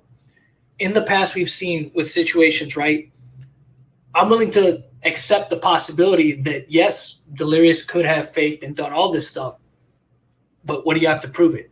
It's not outside the realm of possibility. Like I said, 2 examples off the top of my head, John Swan and Creepshow Art. We saw how that ended up, right? They were pretending to be people that they weren't, and they lied about it, okay? With Creepshow Art, her case is more recent, and it's very fascinating because in Creepshow Art's case, the way she was caught was because of her IP address, because they were able to match her IP address and prove that, well, look, she's saying that she was IP spoofed, but there's no way she could have been IP spoofed because of XYZ reason. You know what I mean? So then what ended up happening? She deleted some of her social media and she disappeared, just into the wind. So that's what I'm saying. Is it possible, right? Because we saw this yesterday in the other interview that he conducted with Sai, when he mentions, or when she mentions, oh, well, the only 2 people, and again, it's assuming she's telling the truth, right? She says that she only sent an email to Ohm and Delirious. No way to verify that. No way to know for sure if she's telling the truth on that. But let's just say we take her word for it, right? Sure, it's possible. It's absolutely possible that Delirious faked an email account and sent a fake email to Ohm, right? Pretending to be her. Just like it's within the realm of possibility that he could be this account. But again, how do you prove it? You could say that I know that it's him. Well, you think you know, but that doesn't matter. Can you prove it? And I don't know that you'll be able to, especially, like I said, if he has a VPN, have an even more difficult task. If somehow, some way, you were able to link IP addresses, and verify for sure that, okay, this all came from the same place. Hell, if you were able to at least even narrow it down, right, to where Delirious lives, his state, his city, that's compelling evidence, okay? Even if you can't narrow it down to an exact address, but city, state, maybe even a particular county, it's kind of compelling. That's interesting. There might be something there. Good luck. Asking questions about these people, which then started kind of, I started taking it a bit more serious then, because whoever it was messaging me had clearly done research on me and gone and found out, other family members' names and, were asking me about them. So yeah, it was very kind of weird, messages. And so did you respond to this account indicating that you were feeling threatened or anything like that? Yeah, I got a bit angry. I said, don't ever threaten my daughter. And then I mentioned that I'd be taking it further. I'll be going to the police if they're going to threaten my daughter, who was 5 months old at the time. It was very strange, kind of out of the blue, because I would have no reason to get messages like that. I didn't have any kind of arguments going on with anyone at the time, so it was very kind of random. And this is where we have to take her word for it, right? She says that she had no beef going on with anybody else at this particular point in time. Apparently no grudges. Nobody with a past vendetta with an axe to grind with her. Again, we all have to take her word for it that she's telling the truth on that. We don't know, but we're expected to take her word for it that she's telling the truth. That there was nobody else that would have had it out for her around this particular point in time. Maybe that's true. Don't know. Let's see. Killer Housewife says, we could also say this could be Ohm trying to fabricate the whole thing. Possibly. Again, look, nothing's outside of the realm of possibility. That's what I'm saying. And nothing would really surprise me. That's why I'm not really like buckling down on any particular side here, because as we've seen before, look, there have been plenty of it. There's, like I said, the two most recent examples that I could look at about people that fake stuff was John Swan and Creepshow Art, right? So it certainly is within the realm of possibility that Delirious could be behind this stuff. But again, I mean, you don't really have anything to prove that. Like I said, be awesome, right, if you did. And I think if you had a lot more to substantiate some of these claims, or at least something that is solid enough to lead people somewhere, you know what I mean? But that's the thing, you don't. That's my biggest problem with the way that Ohm has handled this stuff, is that he hasn't really shown anything. Like I said, because even like in the last interview, and I'll reiterate this again, in the last interview with Sai, right? Just show the message. Redact any information that might reveal anything more about her identity, her location, or whatever, because at least that's something to go off of. You know what I mean? Because we keep hearing it over and over again. There's evidence that exists. It's, I've seen it. Dude, just show it. You know what I mean? Just show it. There came a point in time, okay, where Ohm was talking with Crow. And he was saying all this stuff about how, these accusers of Louis, you know what I mean? He didn't want to ruin their credibility, this, that, or the other. But he was just like, look, man, Crow told him, you got to show me something. Because, you're expecting me to just take your word on it. And he did finally show something. That's why it's hard for me to understand why it's so difficult to just redact stuff, man. You're not going to lead anybody to figuring out anything more about these people than that they haven't already put out there themselves. You know what I'm saying? Like, this girl literally put out there a redacted version of her own passport, okay? I mean, messages on a background, text messages on a background. I mean, I think that's a little bit easier to redact. Just saying. So, And did they say anything else? Like, what happened with the account after that? Yeah, so they went on to tweet on their actual page saying it will happen. And then, did anything happen with the account afterwards, or is the account still live? The account disappeared for a while. I think it kind of deactivated, but then it was actually by chance. I kind of noticed I was back in my DMs a few days later, and the messages were there again. So I clicked into them, but it was a whole different. The account had rebranded. It was they had a profile picture now, and they were making it like they were a spam account.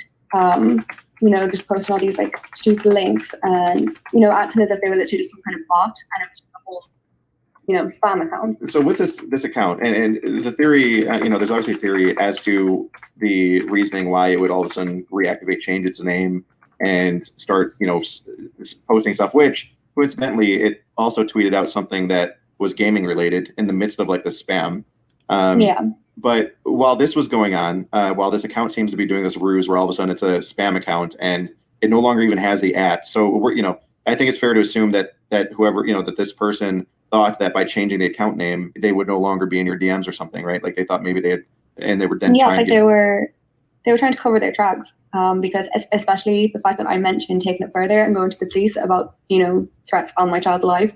It's like they almost like panicked at that stage and made out like the account was a completely different account, and it was just like no big deal, right? Like just spam. Covering their tracks completely. Right. Well, sure, could have just been a troll though, right? And let's be clear, this account.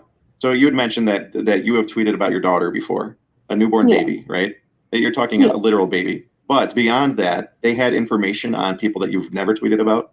Yeah, people that I have never, I would tweet about like my immediate family, but that would be it, But this account was messaging me about people who are in my distant family and like my boyfriend's family members that, I wouldn't be overly close to her, and that, but they knew their name. Very, strange that they literally went to the efforts of finding out, distant family members. Right. So they did research on you enough to be able to do that, something that not even a spam account would be able to do. And so you received this threatening message. Was there anything else that happened at the time? Any sort of weird message that you'd received, on other platforms? A troll that wants to troll somebody can easily find information if they're willing to put forth the effort and they know how to. It's really not that hard for people to find personal information of others online if they dig or they know where to look. We've seen this a bunch of times.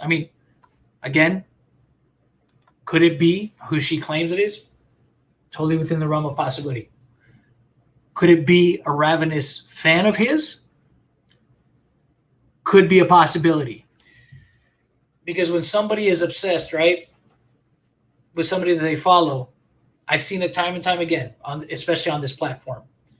There are fans that are ravenous, that they will go through any length, right, to any length to mess with people, right? Especially if they feel like you're saying stuff, or maybe, one would look at it and say, well, how would anybody know about this person?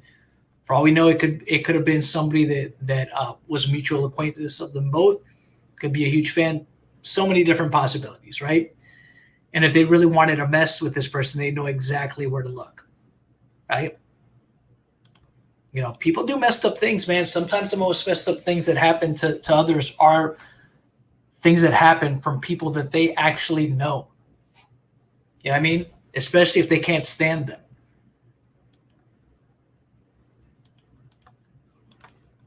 Platforms? It wasn't me. It was my boyfriend. He received a message through Facebook Messenger saying that, again, from a fake account, different name to the one that had messaged me, but again, like no profile picture, no friends on this account. And they messaged my boyfriend saying, your girlfriend is cheating on you on Twitter. We all know what she does. And this just came out of nowhere? Completely out of nowhere. Again, it was after I'd put up this tweet and after I'd received these threats. And again, same as myself, like my boyfriend had no reason to be getting messages like this. He doesn't have drama with anyone, but yet he's getting these messages saying that I'm claiming that I'm cheating on him on Twitter. Which could you imagine if it's like not even delirious at all, but it might be one of his ex-girlfriends that is salty? You know what I mean? This is what I mean. It's just like an ex-girlfriend that might be obsessed with your boyfriend, right? Would be able to keep tabs, right? And easily find out all that personal information, right? Know who his family is, look into you, especially if things didn't end well. Again, it's a possibility. Just saying. Definitely, like he's often seen my Twitter and, he just kind of laughed it off. But yeah, so they also went to the effort of finding my boyfriend's Facebook page. And this is the same person that, your boyfriend was also referenced in these threatening messages? Yeah. My boyfriend and my daughter and some of my, a member of my boyfriend's family. And to clarify, the time range of this happening, this wasn't 6 months ago. This wasn't last year. This was just in about the past month and a half, right? Yeah. This is past month and a half. That's interesting, right? So not, again, from the time it was tweeted to the DMs. So that happened in a past month and a half. Within the month, what What's the timeline there? This is why I'm saying, like, it would have been good to know when exactly the tweet was put out and the timestamp on the tweet, and get clarification on when these DMs were received. How soon after did that happen? Did it happen the very next day? Did it happen the same evening? Did it happen the very next week, very next month? You know what I mean? Because again, if the timing is she puts out this tweet that's directed at Delirious, okay, you might have something there, right? Where immediately after she gets these messages. But then again, we would still say, look, it's flimsy. It's flimsy, but okay.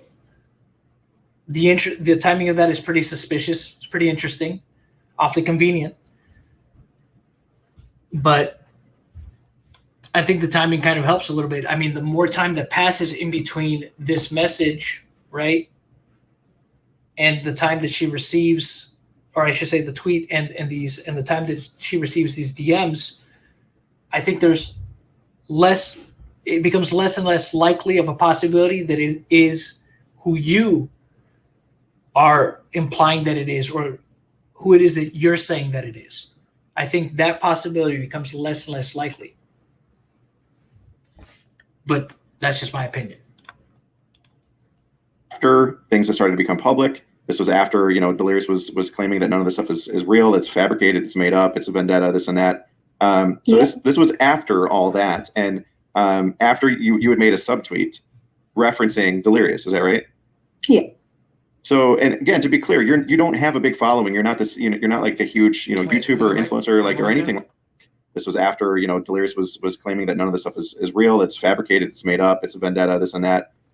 This was after all that, and after you had made a subtweet referencing Delirious, is that right? Yeah. I really wish. So, and again, to be clear, you don't have a big following. You're not this, you know, you're not like a huge, you know, YouTuber or influencer, like, or anything like that, right? Like, is it safe to say you're more of like a, you know, you're working in the real world. You don't really have like a strong little details like that give us at least some kind of a better understanding, a better way to, you know, draw a conclusion. Like I said, the more time that passes between this particular tweet that she made and the time she received those messages makes it less likely that it's who you're saying it is. You know what I mean? And again, not necessarily, it could still be, but then you have, I believe, more possibilities, because it could be completely unrelated to Delirious' situation for all we know. Especially, let's assume, right? Let's say that she received this, or that she put out this tweet like a month beforehand, even if she immediately deleted it, right? Let's say she deleted it within 24 hours or something, right? Or maybe she deleted it when she received these DMs. I don't know. I mean, that would be my assumption, but that's what I would speculate. But again, don't know that for a fact. But for all we know, these messages could be completely unrelated to Delirious' situation. You know, especially if a certain amount of time has elapsed in between this tweet and the receiving of these DMs. Like I said, for all we know, it could be an ex girlfriend of her boyfriend's. That's just crazy. It could be an ex-boyfriend of hers, for all we know.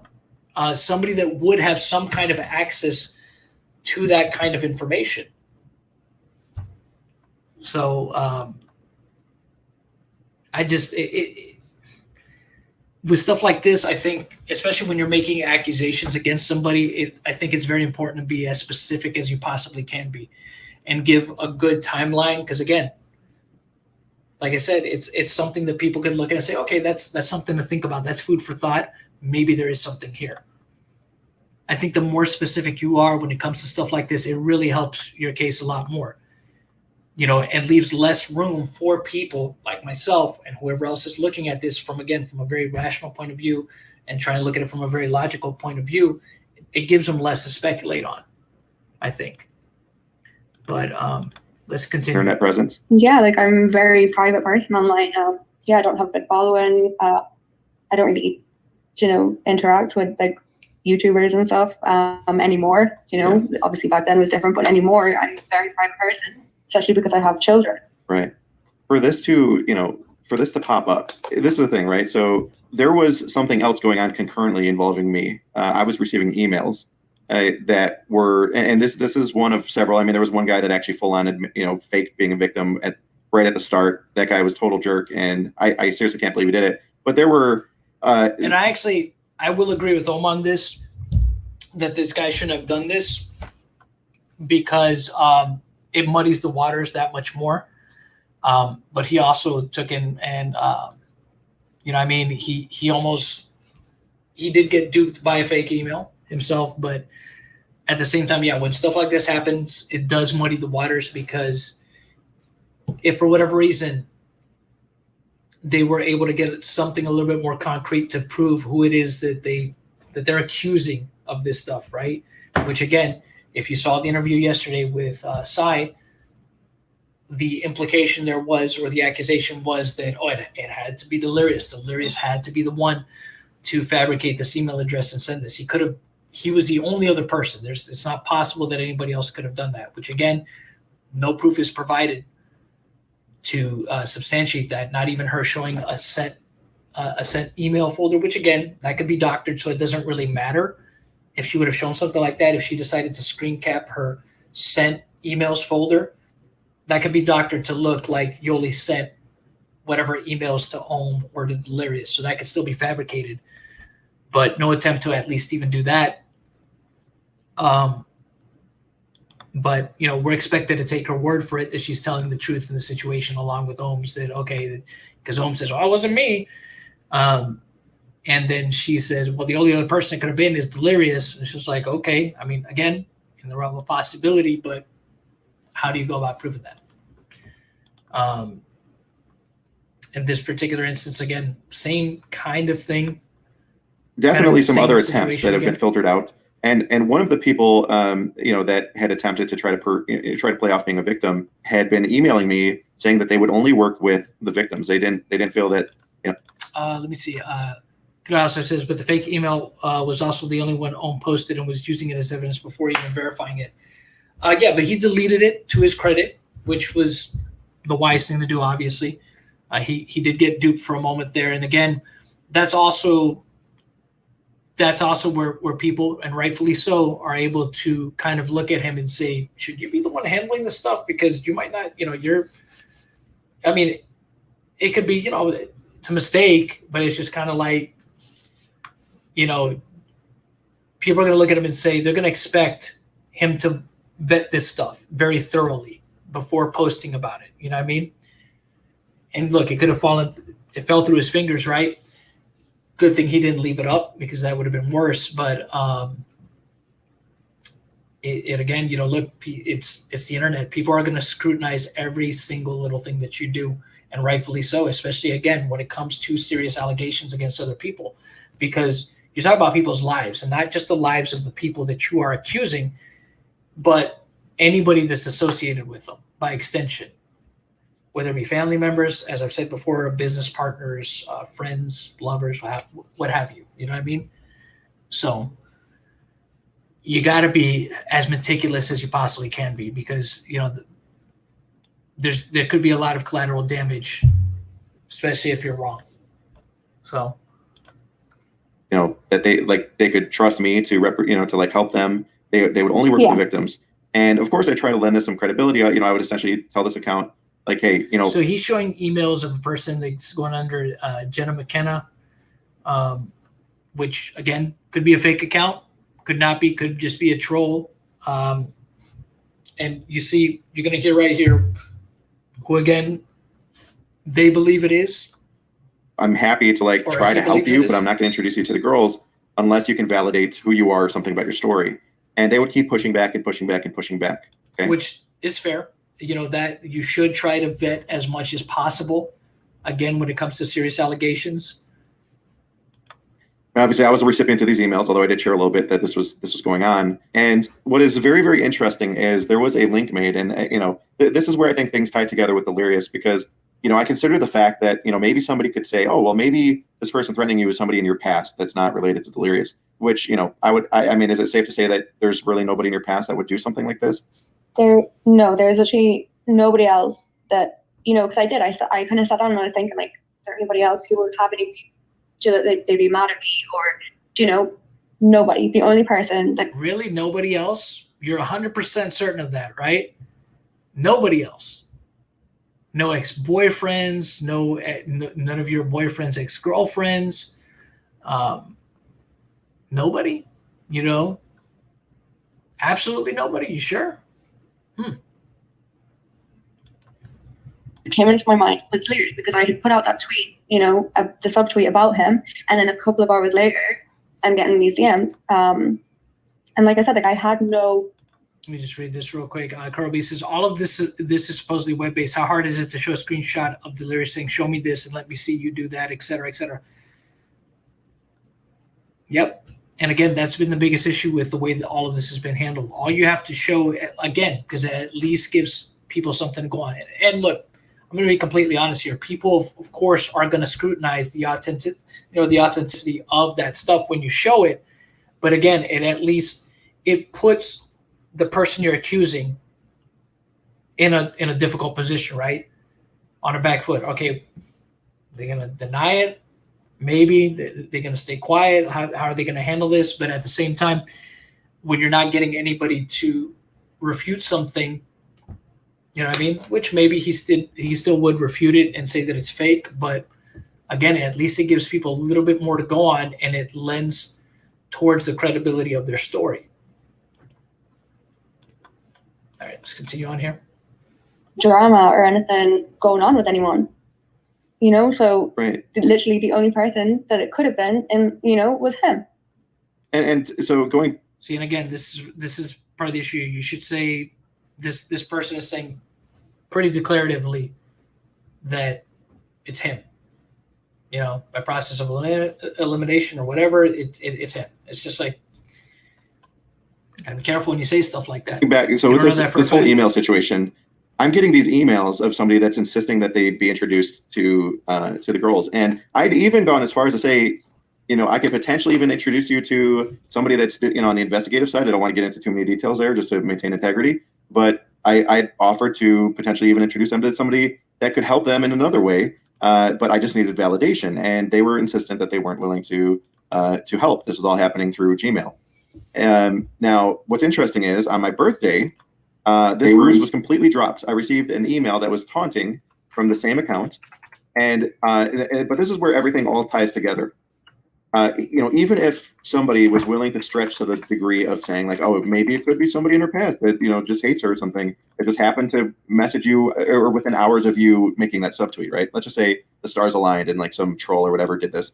But with this email and the whole situation was happening with you, we were able through Twitter to make a validation that the same email that was emailing me pretending to be a victim and then taunted me on my birthday was the same email that shared registration with the account that was threatening you.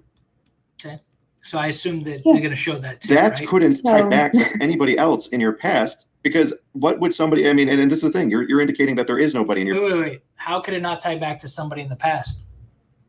What if there's a friend of hers that was also a fan of Delirious?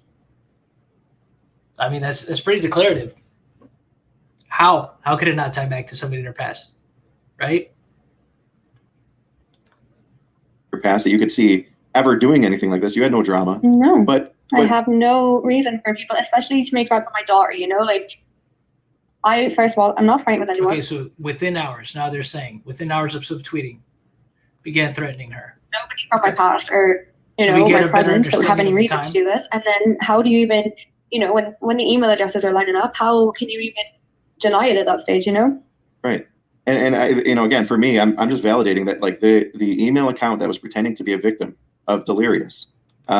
So we have him here. He says, we have received reports from 2 other girls that Delirious was questioning them for being in my stream chat. We have proof that he keeps tabs on girls from his past. I hope they speak up too to help validate. Interesting. And like I said, so they're saying that within hours of the tweet being made is when she received these threats, right? So that's good to know. And like I said, see, that's something a little bit more to go on. That's more to go on. So that's good. That was saying, I'll only talk to the girls, clearly trying to get access to like who's talking to me. Find out who we are. Yeah. Right. Is also sharing And, they say that it's tied to those social media accounts. It would have been good to show that, but that's just being nitpicky. We'll just, at this point, take a word for it, right? That they were able to verify, okay, this is tied to this Twitter account. All right. But again, I don't think that you could just say, well, this had to have been Delirious because of this, that, or the other. Because again, you could say that, and it could be true. You still don't know that. And you don't know if there was a situation where, again, this girl, all right, this one that you're speaking to, and somebody else, okay, they were fans of Delirious. Okay, you don't know if that person, right, who knows her, and might be a mutual, because she has reached out to the other girl, right? There was a mutual that never responded back to you. Not that I'm saying that it's her, again, but the possibility that it could be somebody else does exist as well. You know what I mean? Registration with the account that's threatening you. So what did an example of Delirious keeping tabs on one girl on 6/20/2021 or 2021 after he had already questioned her prior. She was of age but had a relationship with Delirious while he was with Liz. To me, this, I don't care. I think I don't care for this. Stay to the topic at hand, which the topic at hand is this girl Sarah. You know what I mean? This indicates is something completely separate from that. Like, if you're doing it obviously to speak to Delirious's character, that's fine. I get it. But the topic at hand right now is this girl Sarah, right? And what she's gone through, what her claims are. This to me is just, it feels like you're throwing everything off by putting something like this in here. But I get why you're doing it. Obviously, it's to call his character into question and show that he's, this is an allegation. He's this, he's a scumbag. And that, I mean, but it's also, I know he's also trying to point out, it's because he keeps tabs on girls and stuff like that. But it's just like one thing at a time, man. Hey, I don't know any other way to bring this up, and I'm not at all wanting to upset you. I clicked on Ohm's stream tonight and seen you were in the chat. I just really hope you mean what you said last time when we messaged about not getting into it. I don't, and then we don't see the rest of the message. Obviously there would need to be show the rest of the message. A little bit more investigative work in terms of IP addresses.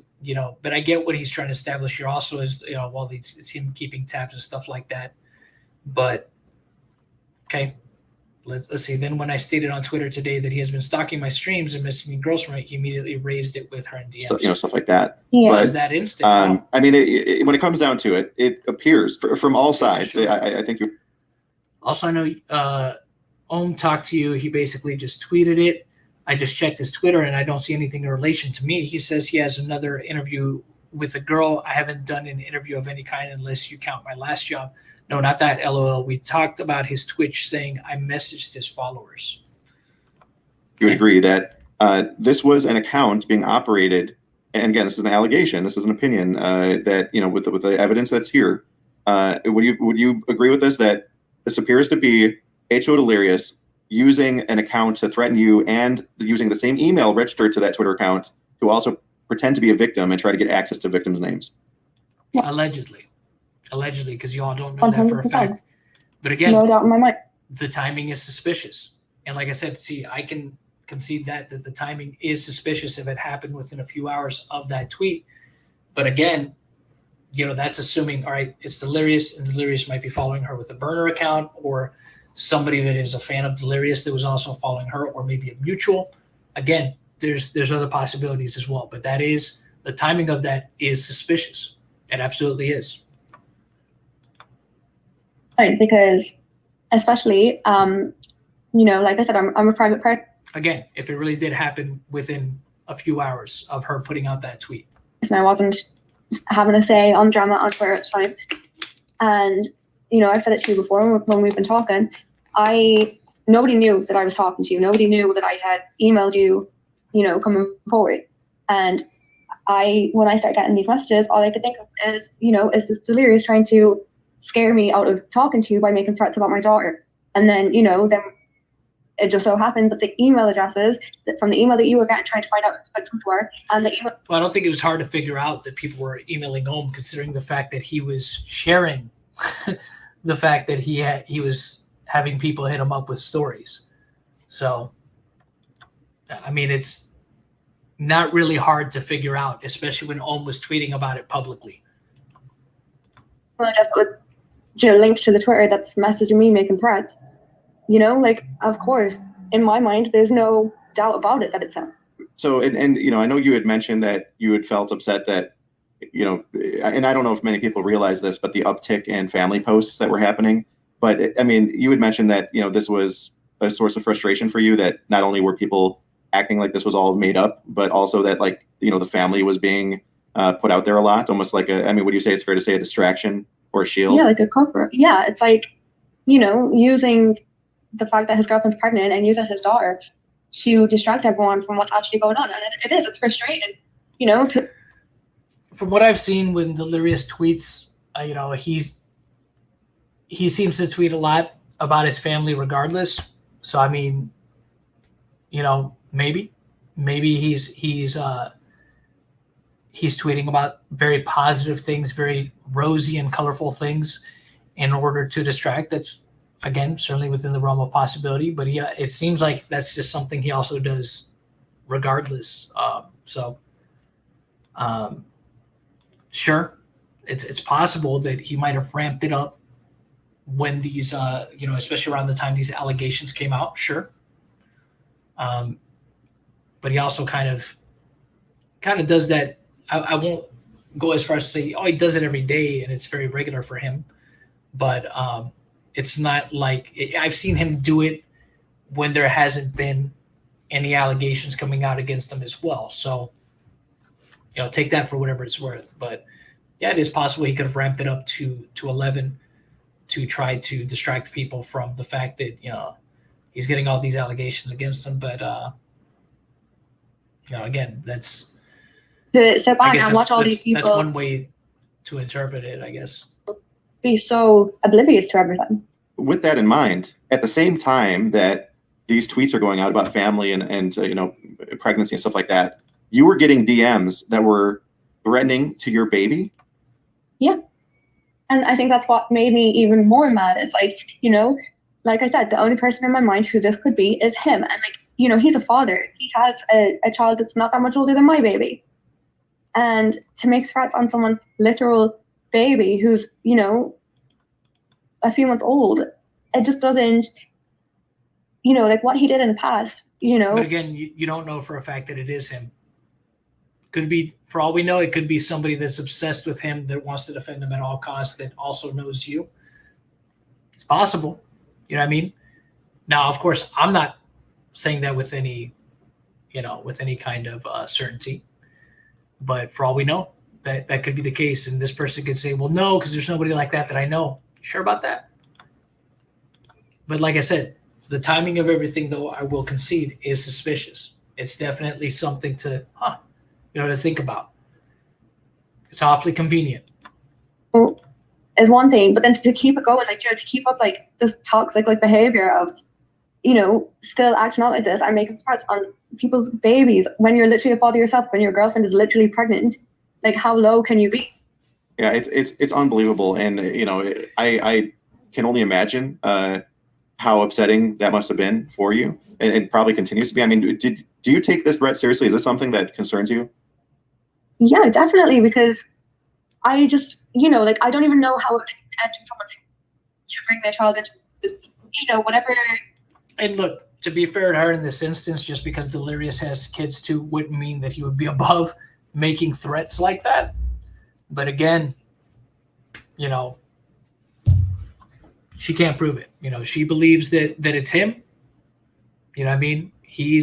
I doubt he's going to admit to it being him, of course, but obviously no way to prove it. Nothing outside of the fact, like, I know that it's him. You know what I mean? It's just like her word again.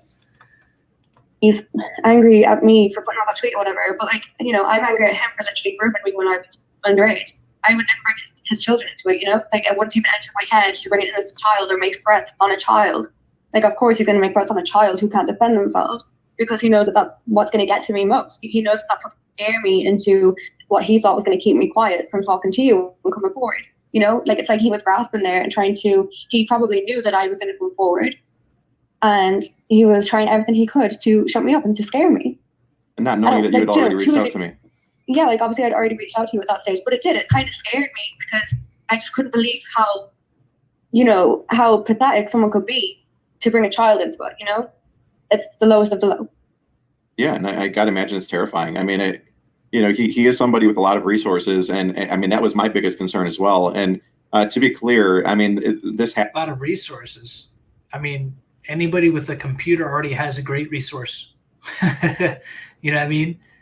I doubt that Delirious is, you know, that he's part of some kind of elite inner circle, you know what I mean, you know, in his town or something like that, or has any kind of, you know, government ties or anything like that, or any kind of cyber. I mean, I'm sure he's made a lot of friends being in the industry that he's a part of at companies and things like that. But, you know, that doesn't really mean much of anything because that, you know, he's human too. He can make mistakes. He can slip up and reveal himself to be a piece of garbage, right? Just because he has these resources doesn't mean that he's still not human and makes error, right? Like I said, that's why I like hearing this whole thing of, oh, you know, I think that it's him. Like I said, it's certainly a possibility that it could be him because if anything, Creepshow Art and John Swan taught us is that, yes, even people that seem like they got their shit together or seem organized, they're still human and they still do stupid things and make really dumb mistakes when it comes to certain situations. So has been raised. The whole resources thing, that doesn't really mean much because if it's him, right? If it does, let's just say for the sake of argument, right? It's him. He's behind it all this entire time. Eventually he's going to screw up. You know, he's going to slip up at some point. Everybody always does. Is with. I just don't think that this is it because you don't really have enough to show that it is what y'all are saying that it is. Again, without getting into details, but this has been shared with some people that can investigate. Would you say that's fair to say? Yeah. But yeah, I mean, these sorts of threats are very serious. I mean, especially when it's involving a baby. This is no joke. Especially, you know, with, like you pointed out, if you're coming from a father of a baby, you would, I mean, I would assume that you'd expect that there would be some level of understanding of, how important it is to protect a child, a baby that has nothing to do with anything. I mean, look, I get the argument that's being made here, right? But again, that doesn't necessarily mean anything to somebody that already has malicious intent. I mean, we've seen it before. So to make this argument, I mean, it doesn't really mean much because, like I said, somebody with malicious intent, you know, somebody that is just trying to be a jerk. I mean, we've seen it. There was a case recently, right? Like we saw it with, we've seen it unfortunately with the family of Bianca Devins, right? The streamer that was unfortunately offed by her ex. You know what I mean? The guy took pictures. Okay, he took pictures of what he had done to her.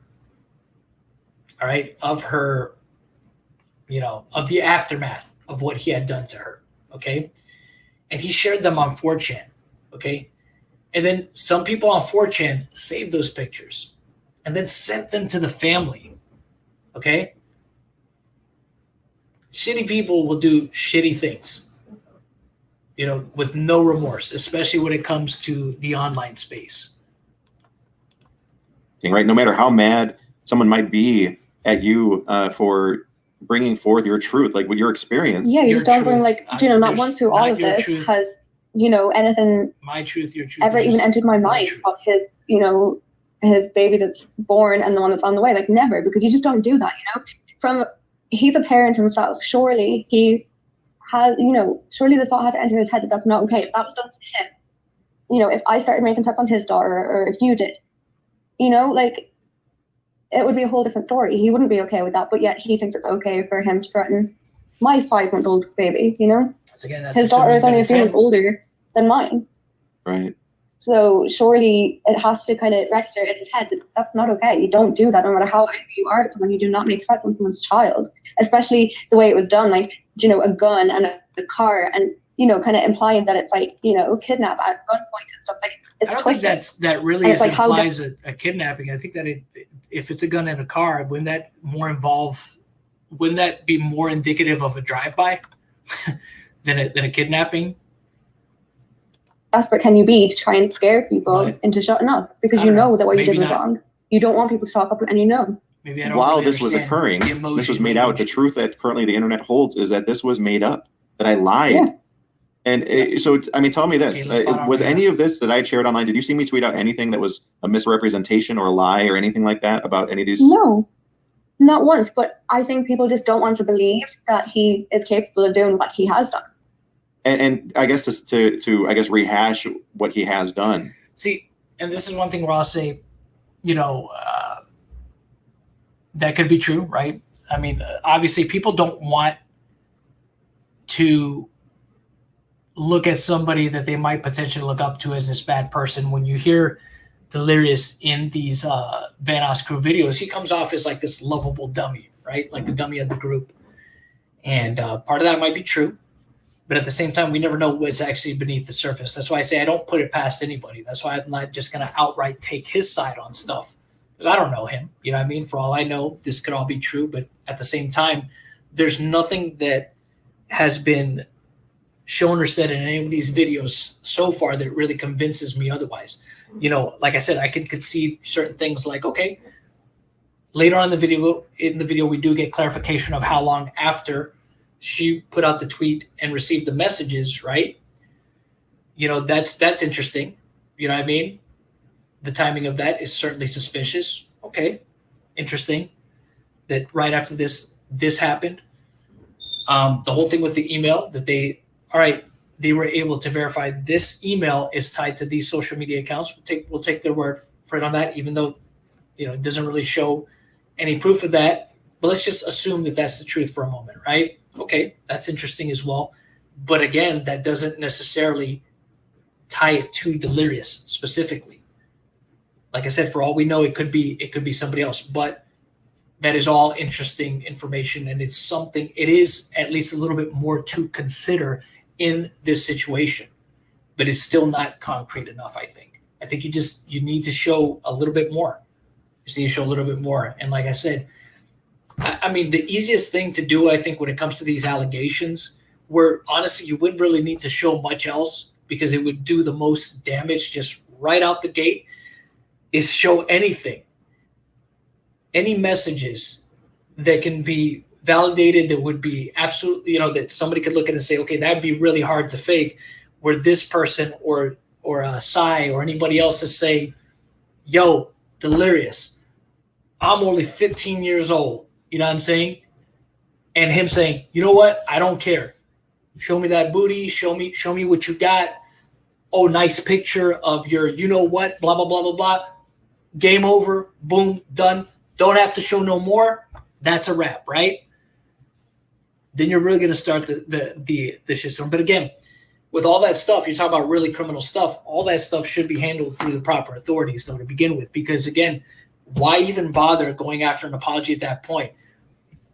Yeah, I mean, this is somebody that would belong in jail, which is what Ohm himself said right on his Twitter. You know, he belongs in jail. And it's just like, well, make the effort to handle it that way if you really do want to see him in a jail cell because you believe that he's this horrible monster, and you say that you have proof that validates all these claims that you've made.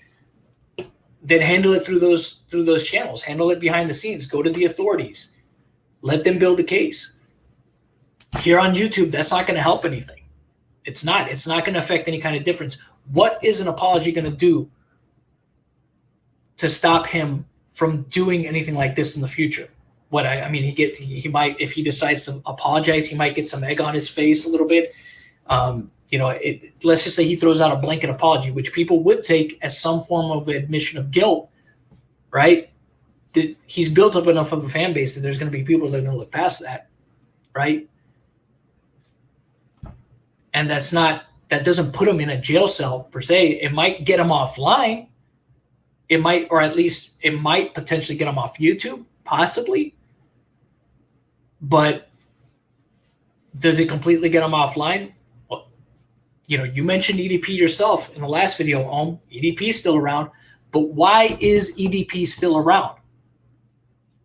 Because things were handled online instead of through the proper authorities, which is the same way that the situation with these girls is being handled right now, online instead of through the proper authorities.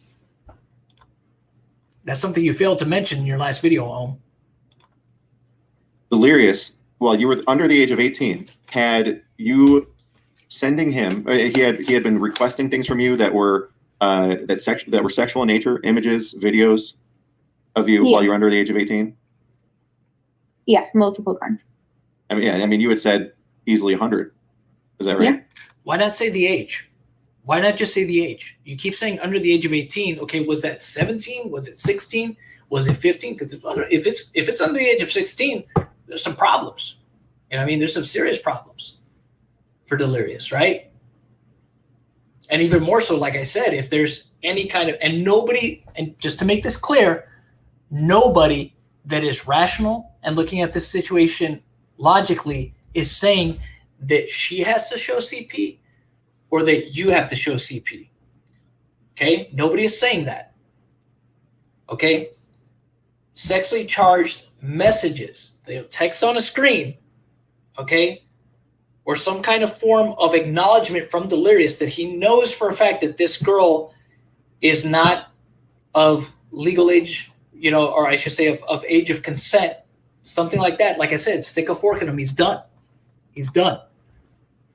Good job trying, good luck trying to refute that, right?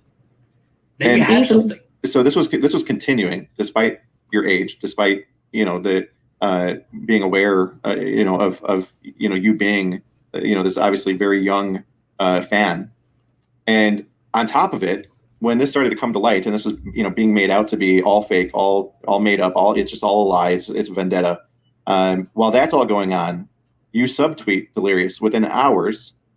You get threatening messages against your baby. Yeah, and which again, I don't know if it's like Joe. And again, just to be clear, I will concede that is softly convenient and it is suspicious.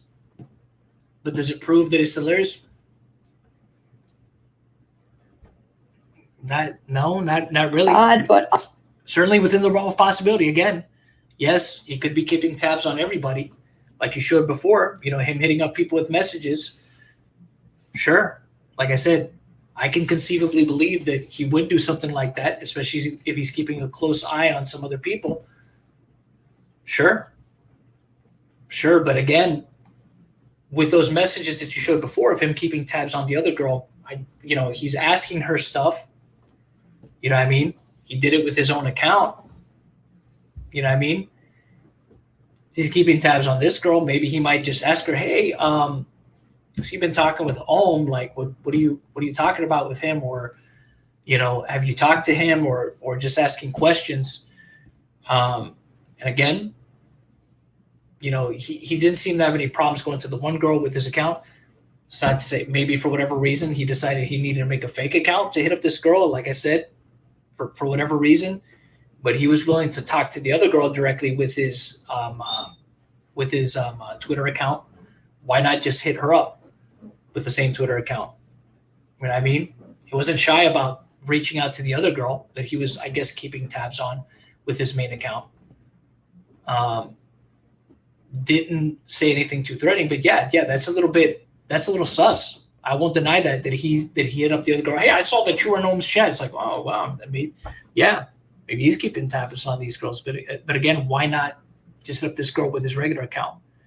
Why go through that extra effort of creating a fake account? Which again, different reasons. Maybe he has a particular reason why. Maybe he, because of however things ended between them, which again which could have been pretty bad.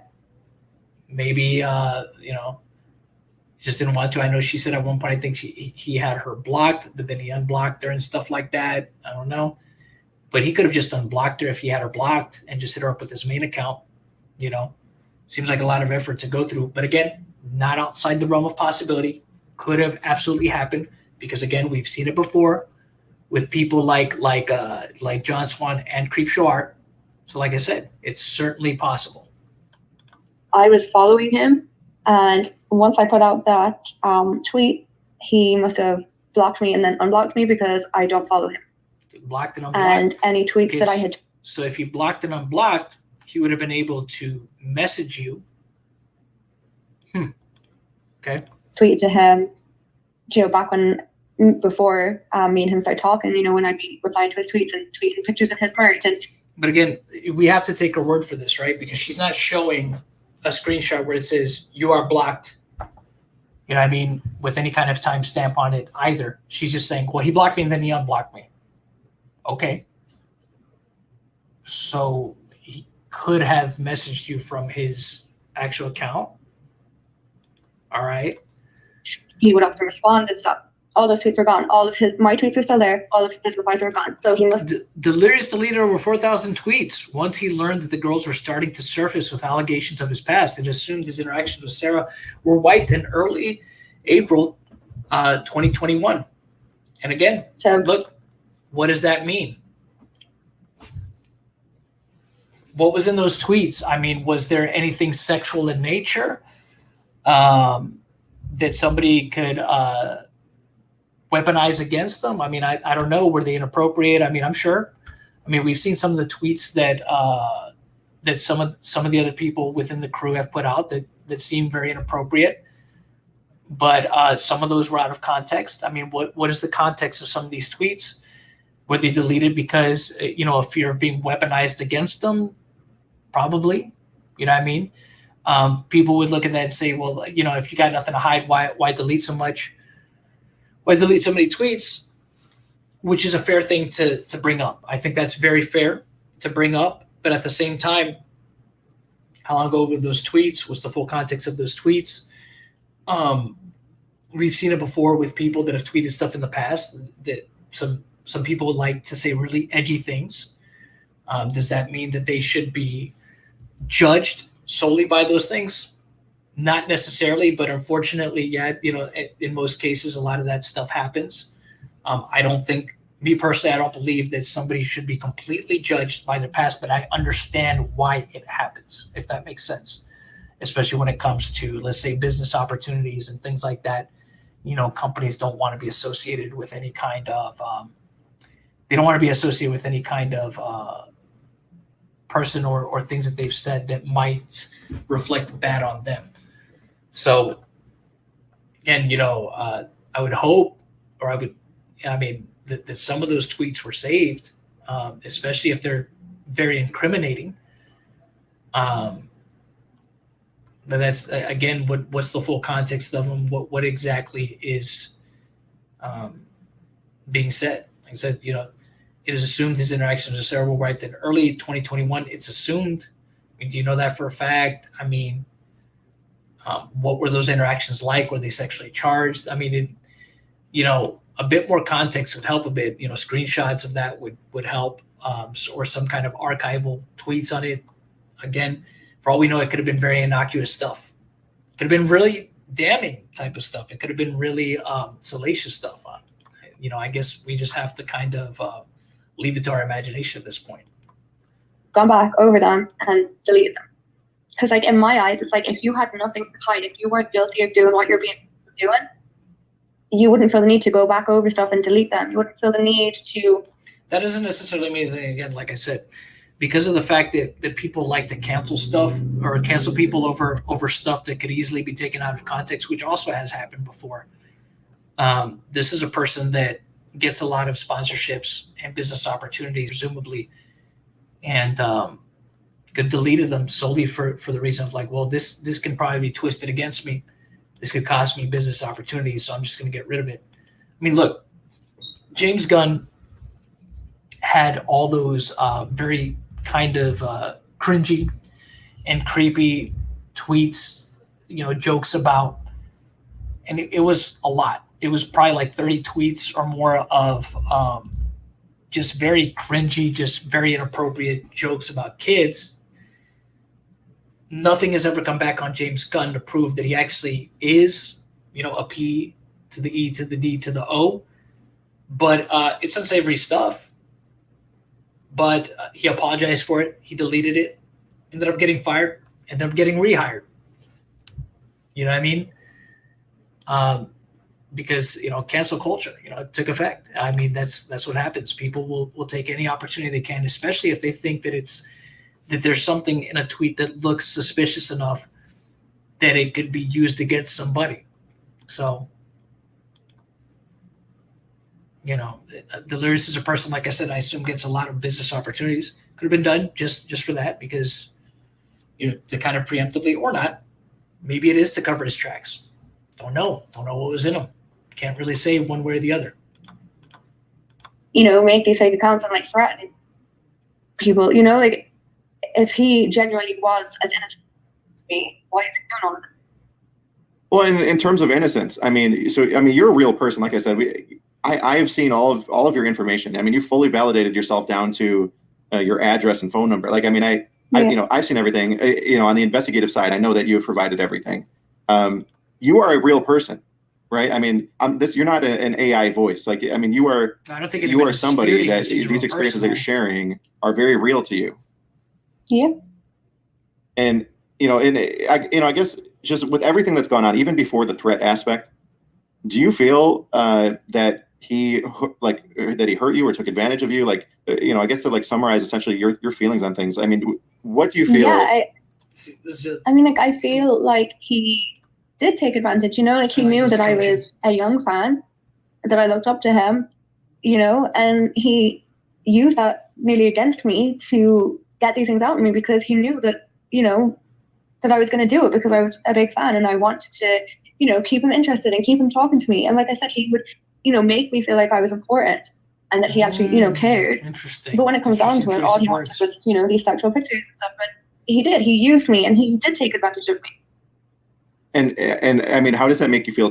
I mean, she left, right, when she felt she was being used, and then she came back. You know what I mean? Just saying. Spitting it out there. Today is, just as a, somebody that has grown up and now has a family, like, in terms of. It makes me angry. It makes me so angry, because especially like I'm a mother now, and I know if someone did that to my daughter, so I would be so angry. Like I would be fuming. Listen to what she's saying here, because I think this is hard important. to put into words. It's like, now that I'm older, I kind of get angry at myself for being so naive. But like, he was the adult situation, like he should have known better. He shouldn't be using his platform and his power against young, impressionable fans. He shouldn't, and it makes me so angry. And then it makes me. Okay, so again, I mentioned this earlier, right? People talk about they always go to this power dynamic argument. Again, power dynamic can exist in almost any single aspect of life. It doesn't really matter. You know what I mean? Everything is circumstantial. All right. It's a bad argument to make, because nobody, she can say all she wants. It was coerced, this, that, or the other. She obviously wanted him to like her. I mean, to me, it sounds like she came back around, right? I don't know if she ended up doing the same thing second time around. My guess would be probably, because if that's all that he wanted from her, right? She comes around 3 years later and starts talking to him again. I think it's reasonable to assume that he would expect more or less the same thing. Once again, So did you not learn from the first time? I mean, I just, the power dynamic argument, it's like I said, at no point in time is anybody holding a gun to your head. I mean, I think that you can make that argument for Minilad, because Minilad was telling these girls that, if you don't send me these pictures, or if you tell people about this, or you don't do this, like if you tell people about this stuff, people are going to kill themselves and blah, blah, this, that, or the other. That's using manipulation, that's a form of, I guess, using your power dynamic over that person, right? By just outright manipulating them in that instance, because you're playing to their emotions, their naivete in that particular instance. I'm not saying that.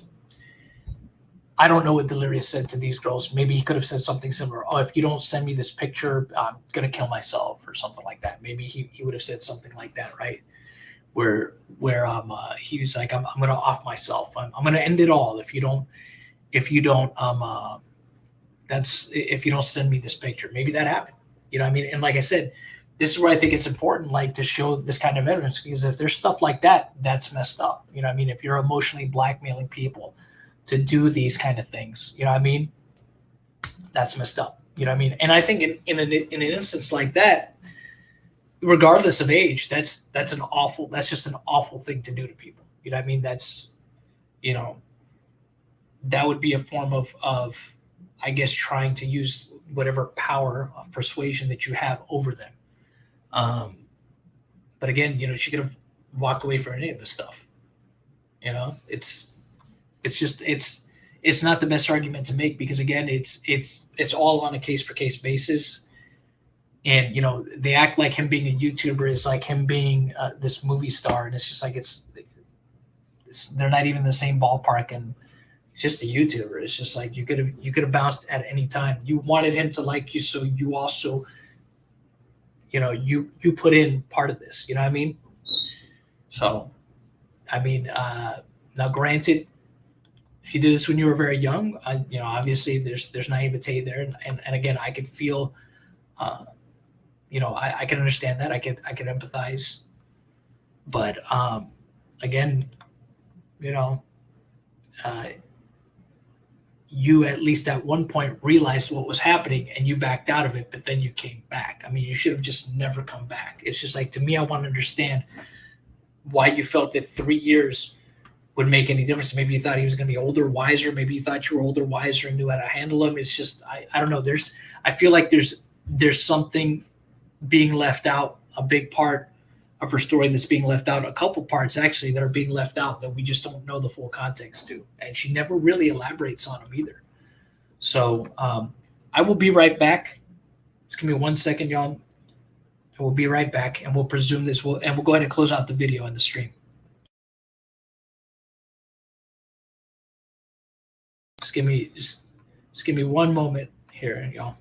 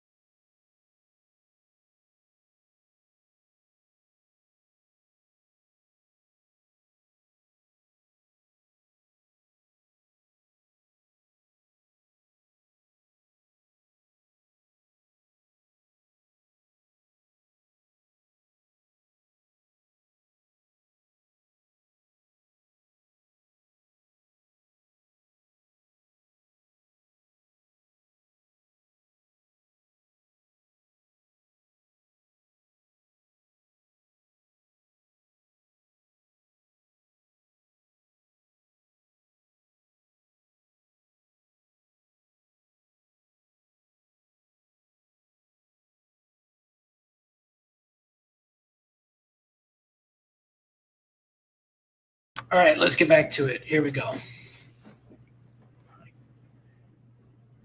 Camera back on. All right, let's finish out this video, and then we'll have some final thoughts about this whole thing. Sit back and watch. You're getting all the hate online for coming forward. All you're doing is speaking up for us. Poor and trying to help us, and people are so quick to shut you down and so quick to threaten you and get nasty about it because they're so oblivious to like maybe it's like they just don't want to believe that their favorite YouTuber or whatever could actually do those things, so they're just choosing to just be ignorant to it all. Most people, look, anybody who's rational and logical, it's not because they're looking at it and saying, oh, I can't believe that Delirious would do that. There's going to be some people like that, of course. There's going to be ravenous fans that, again, will go to certain extremes. They will there is some people that will deny reality, right? Especially in the face of evidence, that they'll still say, you know what? No, I still don't believe it. I mean, I think we're seeing it a lot with the Amber Heard, Johnny Depp situation, right? There's a lot of evidence on Johnny Depp's side, right, to prove everything he's said about Amber Heard. But despite that, the damage has already been done. There's always going to be those people that no matter what, they're going to look at Johnny Depp and say he's guilty no matter what. Well, look, here's some evidence that kind of exonerates him and kind of clears his name a little bit. I don't care. He is a piece of garbage. I don't care. I know I support Amber Heard 100%. There's going to be people like that no matter what. Just like there's going to be people, if the shoe were on the other foot, it would be the same thing, right, with Amber Heard. But there's always going to be people that no matter what you show them, they're still not going to believe it. That is the unfortunate reality of building up a fan base when it comes to anything. They want to support the person they want to support. Hell, even EDP, as crazy as that sounds, EDP has fans that are going to be on board with him till the day that he's just completely just out of here, right? And I don't mean by that, I mean like, off, but I mean just completely off the internet. There's going to be people that are going to be on his side, right? As crazy as that sounds, because he's built up a fan base over enough time that there's people that even in the face of facts, and substantiated evidence, they just want to support their guy. It's going to happen. And I'm sure that Delirious has those, just like I'm sure Ohm has them. I know I have those kind of fans. I know Crow, Sen, or anybody who builds up a fan base does. There's going to be people that can see no wrong in what they do. Okay? But there's a lot of rational people too that look at a situation, that look at the facts and the evidence and see if it's substantiated, and they come to a logical conclusion based on those things. Okay? It's not just that I can't believe Delirious wouldn't do this. I refuse to believe that Delirious would do this. Again, there is going to be some people that no matter what, you're not going to convince them. That is true. But there is people that will look at this with an open mind and come to a logical conclusion based on whatever is presented there. So it's infuriating. In the time that we've communicated at all, and look, truthfully, look, she's sitting here coming to bat for Ohm. I'm so mad that people don't believe you. The thing is, look, Ohm, you haven't handled the situation the best. I think you've handled it very poorly.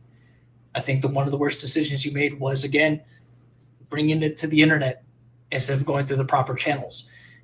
And there's a point where, again, you're about to bring it up right now, the reasoning behind that.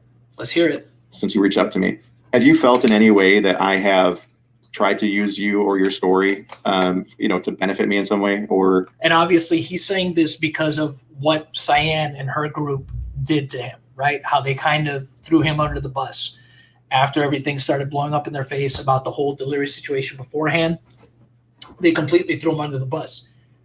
To which I said, Ohm's not the only one responsible for that. All right. This group of girls is shitty for doing that too. They were complicit in everything. It was a mutually beneficial relationship. They're not absolved of any guilt. They're just as guilty in the situation. Okay? They're not absolved of anything. And I said it then, and I stand by it even now. I mean, when they were like, "Oh, Ohm manipulated us. He used us. He used us for his own agenda." No. Y'all used each other, okay? And when the chickens came home to roost, you know what I mean, and the crap hit the fan, you decided to throw him under the bus. That's why I said, nah, screw y'all too.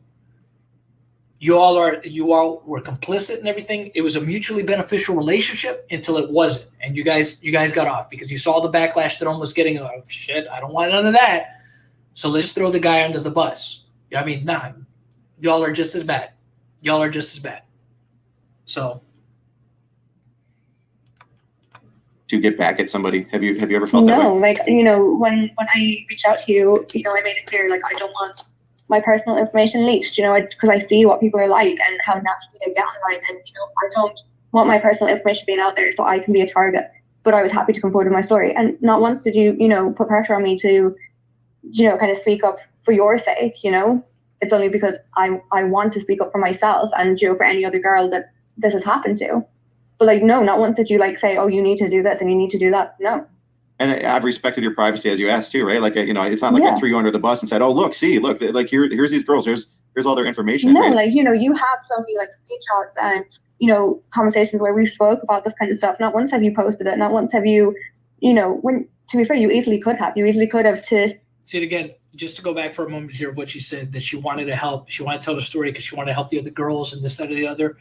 Look, the best way, like I said, to handle all this would have been to go through the legal channels to do it. You know what I mean? You don't know unless you try. Instead of trying to make this all a public spectacle because you want to tell your story.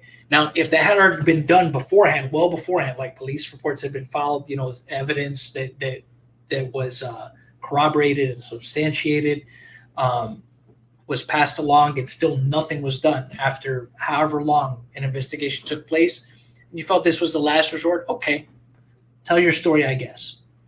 You know what I mean? But that's not what happened. At least as far as I know or I've seen, that's not what happened. Should have handled it all through the legal channels first, because honestly, look, if what you really care about, right, like this girl had just said, she wanted to tell a story and she wanted to help out the other girls, wouldn't you want a guy that is potentially predatory, right, to be locked up?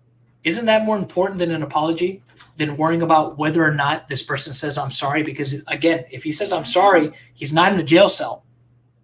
He's still free to do whatever he wants to do. So let's continue on with this. Save your own back and be like, you know, here's your proof and now you can stop targeting me for it because here's the evidence.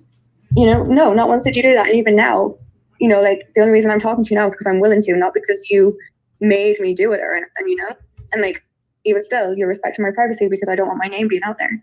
So, yeah, and I would have to ask, just so that I'd asked, you know, in the previous interview, please do not try to dig and, like, harass, you know, Sarah here. Like I said, we're using an alias to protect her identity, but please, which I would agree to. you know, leave her and her family, anybody, not even leave their Ohm. privacy intact. Don't Obviously, and people are going to want to know this, but this isn't the end of the road for you. Is that fair to say, that you are working on some things behind the scenes that is a preferable way to see if you can get this addressed? Yeah, definitely. You know, all the stuff that happened in the past when I was underage is one thing, and then on top of that, now I also have threats on my daughter, and, you know, that's not something that I'm going to take lightly. You know, not when it's to do with my family. So yeah, like, I will be doing stuff, you know, apart from this video and stuff, you know, of course. Right. And you're not looking for clout or attention. You're not looking for, you know, you're not trying to see if you can shake down Delirious for money or anything like that? No, because if that was the case, you know, I'd be speaking publicly and I'd want, you know, who I am to be known. I'd want it to be out there, but I don't, because that's not what I'm looking for at all. Right. Why wouldn't you? And just I can agree, you know, I can lawsuit? back that up, that I've never once heard from you or anybody else involved, you know, that there's some sort of motive here for any sort of, you know, clout or attention or money. No, if anything, the previous interview, the only thing that she wanted upfront at the time was just an apology. That's all she wanted. She couldn't even get that. An apology does what exactly? Maybe he apologizes. It's taken as an admission of guilt because that's what would happen, and maybe that's what you want, you know, for him to self-sabotage his career. Doubt he would ever do that. But then what does that do? Maybe potentially he loses his platform. Maybe he loses YouTube. Maybe. But again, the guy at this point is a millionaire. I'm not saying he has FU money that he could leave tomorrow and he'd be set for life. I don't know. I don't know what his finances are. But maybe his career is over, potentially. And maybe that's enough for y'all. Don't know. But how do you know he doesn't do it again to somebody else at another point in time on another website? You know what I mean? Or maybe out in the public sphere somewhere. How do you know? So an apology is enough to save other people from him? Maybe in the YouTube space, potentially? But wouldn't it be better to make sure he can't do this to anybody at all? Wouldn't that be better, especially if he's this monster that you all think that he is? Wouldn't it be better for that? To make sure that nobody, potentially nobody ever suffers again at his hands. I would think that'd be a much better thing, at least in my opinion. So, in just the situation now, again, if there's anybody wondering, well, this sounds like a big deal. This needs to go to the authorities or whatever else, which to be fair, let me indicate this. There's been a lot of YouTubers who have had even very damning evidence presented against them, and there have yet to be arrests. I know of one a couple What are you talking about? Austin Jones was arrested. What are you talking about? Austin Jones was arrested.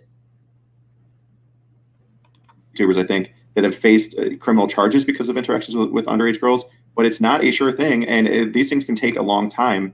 But with that said, again, this isn't the end of the road for you. You are working on things behind the scenes. This sort of unacceptable behavior based off of the allegations that have raised, it's very serious. And I mean, you are committed to, continuing to work on this behind the scenes. Yeah, definitely. Like I said, it's not something I'm just going to take lightly. Yeah. No, I don't blame. I mean, for me personally, I've tried to let your story, be told in your words, but like it's just completely repulsive and disgusting. As I've heard these things, not just from you, but also others, the allegations, one after another, that have been brought up relating to Delirious. Again, disgusting, repulsive, and the threats, it's unbelievable. And again, I ask you, how does an apology make any of that go away, or the potential for any of that to go away in the future?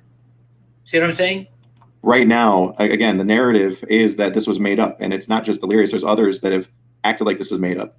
And it's not okay. And look, I'll say right now, I don't know if this is made up. I don't know if it's not. Could be, could not be. I don't know.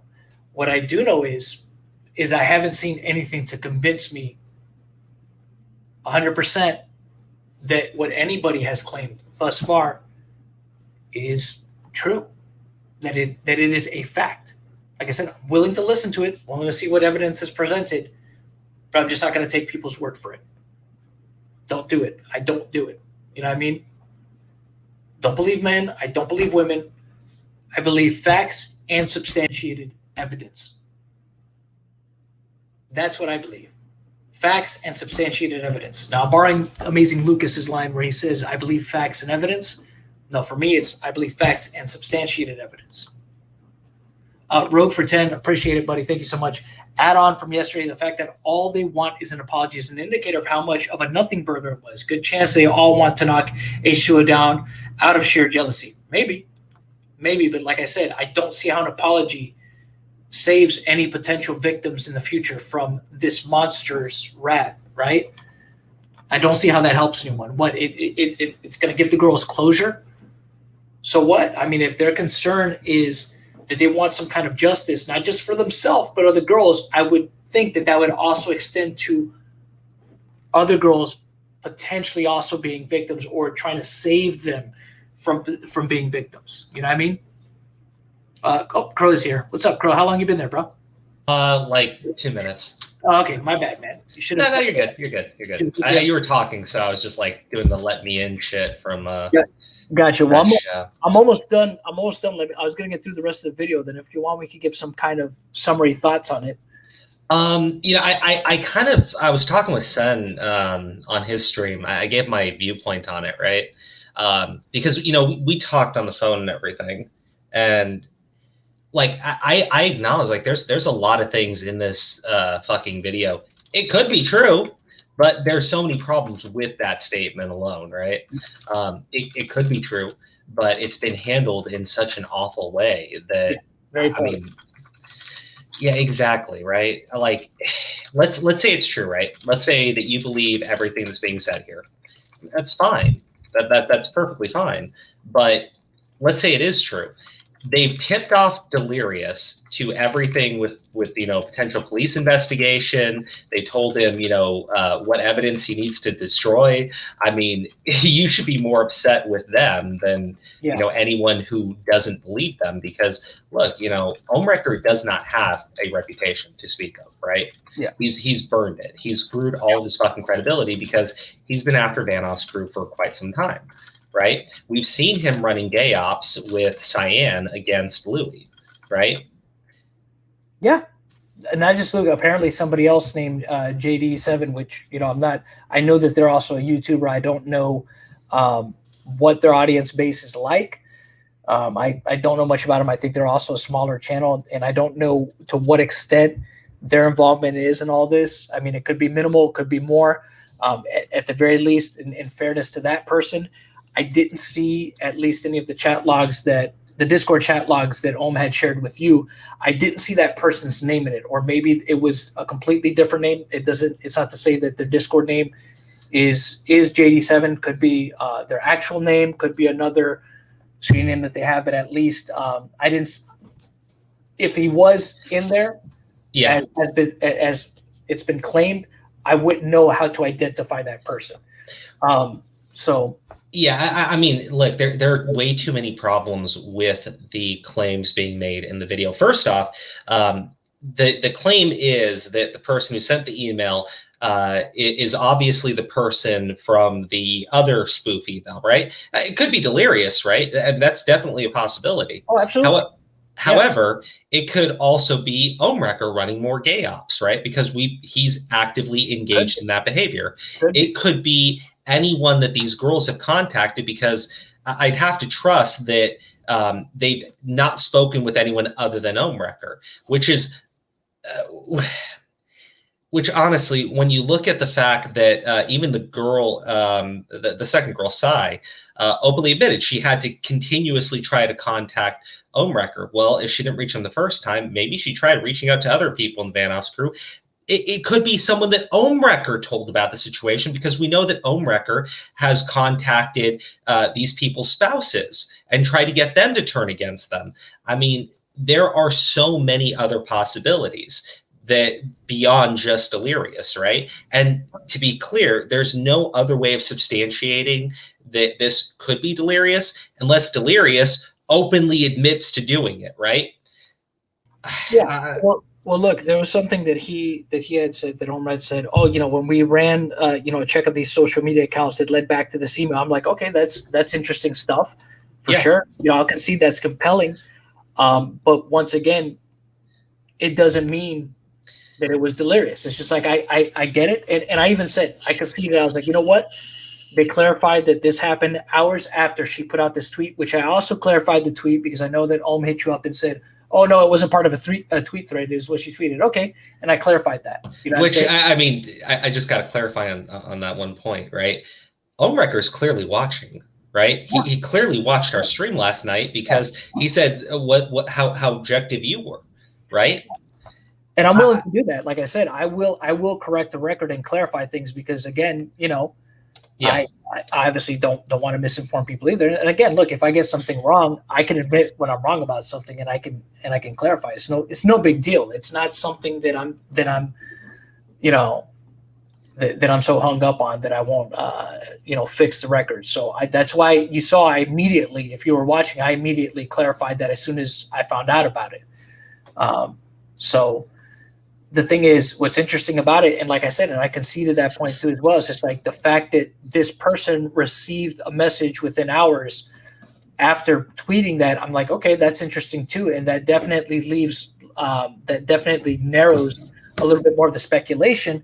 But again, it still doesn't undoubtedly prove that it was Delirious. Now, could it be him? Absolutely. And the reason why I said that's a possibility is because, look, we've seen it before, right? John Swan, Creepshow Art. You know, you can't put it past anybody. People are capable of doing shit like that. Like I could absolutely believe in the possibility that Delirious is up to no good like that. But again, it's just like, okay, well, that's only one of many possibilities, right? Of course. And just I like mean, the other one real quick that I also mentioned is, for all we know, it could have been one of Sarah's own followers that is also a mutual between her and Delirious. Yeah. Know.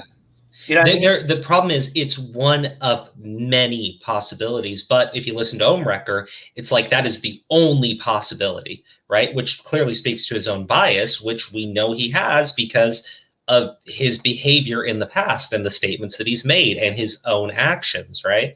Yes. And you know, the thing is, when we talk about Ohmwrecker not having credibility, right? He's the wrong person to be going to. Right. If you actually want people to believe you, the wrong person to go to is the guy who has all these issues with his credibility. I mean, one of the biggest ones was in his Psy interview. Right now, he claims that he has actual text message, which proves that all this is true. The problem is he won't show them because of, you know, quote unquote privacy concerns. However, you know, he's out on Twitter with this girl who he's trying to passport picture. Yeah. I mean, look, if you're worried about this girl getting doxxed, obviously a passport is far more likely to that happening versus a fucking text message. Now, in fairness, the passport picture only shows like maybe like a cut off part of her face, so you can't. There's not any identifying features. But this is what I'm saying. You're talking about a text message. It's text on a screen. Yeah. You can't redact any of the text that might be revealing. That's it. Just leave like the first two letters of her name, like how she redacted it in her passport tweet, right? So that there's consistency that you see that it is Psy, right? But redact everything else. Redact if it shows a location. Redact any other kind of revealing information. Any other names that might be in it. Kind of like how he did in this video, where he obviously redacted the name of the boyfriend and the name of the baby. Yeah, I'm just saying that there are so many things that we can do here, right? Like it doesn't just need to be, you know, Delirious, right? If he was being objective, he'd point out all the other possibilities beyond it just being Delirious. But the thing is, he's not being objective. And, you know, I know he's been purging his comment section because I've seen comments suddenly disappear, right? He's hidden his like to dislike ratio, right? So if you're someone who actually, you know, believes these girls, right? If this is the only possibility, you'd be okay showing, you know, dissent, right? But he's not. He has to make it so that this is the only possibility, and it's clearly not, right? In the comment section too, you know, people going, only a guilty person purges their Twitter. Like, dude, there are plenty of YouTubers who purge their fucking Twitter, especially when controversy is happening, because how easy is it to take someone's tweet out of context? Exactly. Well, that's the thing. We see people canceled for a lot less, you know what I mean, when it comes to tweets on social media, or not just even tweets on social media, but posts on any kind of social media that can be taken out of context. Yeah. The other thing too is I would have hoped that in this video that he would have showed at least one of those tweets, and doesn't even show anything. You know, and that's the other thing too. For all we know, a lot of the tweet interactions that he might have had, even with this girl Sarah, could have been innocuous. I get the argument that she tries to make, a guilty person shouldn't show all that stuff. Okay, that's a fair criticism to make, but you also kind of look at it. You have to look at it on the flip side of that, right? You're talking about a guy who is pretty established, at least in the online gaming community here on this platform, who gets a lot of business opportunities. I mean, every day that he tweets something, he's got to be careful because it's going to be scrutinized. And again, if he has sponsorships and a bunch of other deals, he knows that people, especially detractors of him, are going to go through his history at all times and use something against him. Now, yeah, if it's specific to the people involved, obviously that looks suspicious. And again, that's something else I can concede, especially if it's 4,000 tweets pertaining specifically to these people that are involved, yeah, that's suspicious. But at the same time, you know what I mean? You're saying he deleted 4,000 tweets. Okay. Funny that you didn't even screen cap at least a handful of those. Maybe some of the ones that he sent to Keemstar or some of those tweets. Yeah. But again, some of those, they look bad. But again, we're not seeing necessarily the full context of that tweet either. You know, like who, in some of these instances, okay, who specifically was he talking to? Now, of course, I know about the ones with Bree Lynn. I know those. I mean, those obviously would look bad for him. But there's stuff that was being talked about there that Wildcat was saying too. And again, this is not me trying to like throw Wildcat on the bus or anything like that. I'm just saying there's a lot of stuff that's been deleted among people that looks bad. You know what I mean? That could easily be weaponized against them to paint whatever narrative that they want to paint to get them canceled. Yeah, that's the problem. If we're being objective, it's not. This isn't just the only possibility, right? But the problem is we're not. You know, we're having a guy who is not being objective as he's presenting things, even with the messages that he showed, right? The ones of from 2013. Why would you do that? You have messages from Delirious confirming the story, but he's giving, you know, his side of things, right? He doesn't want you to see his side of things. That's my problem, right? Well, you know, it could be true, but you know, there are so many problems with the way it's being presented too. Well, the other problem is, again, is leading people to conclude the same things and having the person, because again, he didn't do it as much in this interview. Yeah, but it didn't seem like he really had to, but at the same time, there's still parts of it that do sound kind of pre-planned. But in this interview, I don't think he did as much of the coaching that it seemed like he was doing in the previous interview. Mm-hmm. Again, my opinion. But there did seem to be some pre-planning. Again, there's moments where you could tell, like, okay, he knows what the answer is. You know what I mean? He already knows what the answer is. It feels like they've gone over this. He knows what the answer is, and that's, you know, the line of questioning after that kind of reflects that. What I find interesting about this interview, you know, and I said it earlier, is the fact that they never specifically say the age. Now, granted, it was kind of similar in the Psy interview, where there wasn't specifically. I think the age might have finally been specifically mentioned once, and I think it was by Psy herself. Yeah. At some point, but there is something, or I think it might have just been when Sai said, I can't remember, she said 16 specifically, but she did say that, oh, you know, I'm 25, I'm going to be 26, and this happened 9 years ago. So, of course, you do the math, 16 years old, which, again, age of consent. Well, and again, that's if we go by it being 9 years ago and not 8 years ago, which she said originally. Correct. Right? Yeah. If we're to take her at her word with that, right, and say, okay, let's go by this, then yeah. And what's interesting is in this one, he always says, like, and you were underage, right? And you were underage, right? Okay, so what does that mean? Does it mean she was 17 going on 18? When you say underage, does it mean she was 16, which would make her age of consent? Was she 15 years old? Because here's the thing. If you go specifically, right, and say, well, she was 15, it's like, well, shit, that's bad for Delirious, right? Especially if you can prove that. You know what I mean? That's bad. Well, and like, you know, if you have a text message where she says, I am under the age of 18, look, first off, as far as legality goes, 16, unfortunately. What are you talking about, Psy or I'm speaking about Psy, right? Okay. This new girl, I'm sorry, like, there are too many issues with this new girl story, right? And I'm not talking about, you know, the email being fake or something. The email could be real. It could just belong to somebody else, not Delirious, as we've already discussed. When we go back to Psy, because that would be the most damning one, because according to Ohmwrecker, he's seen actual text messages that show that this girl told Delirious that she's underage, right? Yeah. Well, if you have those messages, look, it might not be illegal, but I've already said it's kind of creepy. A 23-year-old man, you know, trying to get with 16-year-olds. Yeah. I'm not okay with that. I understand legality-wise, there's no issues with it. Yeah. Legality, because in the UK, it's not illegal. In his state, it's not illegal. But, you know, the way that it's being framed is like, you know, 15, when she lies about her age and says that she was 15 at the time, which based on her own passport, that's not fucking possible.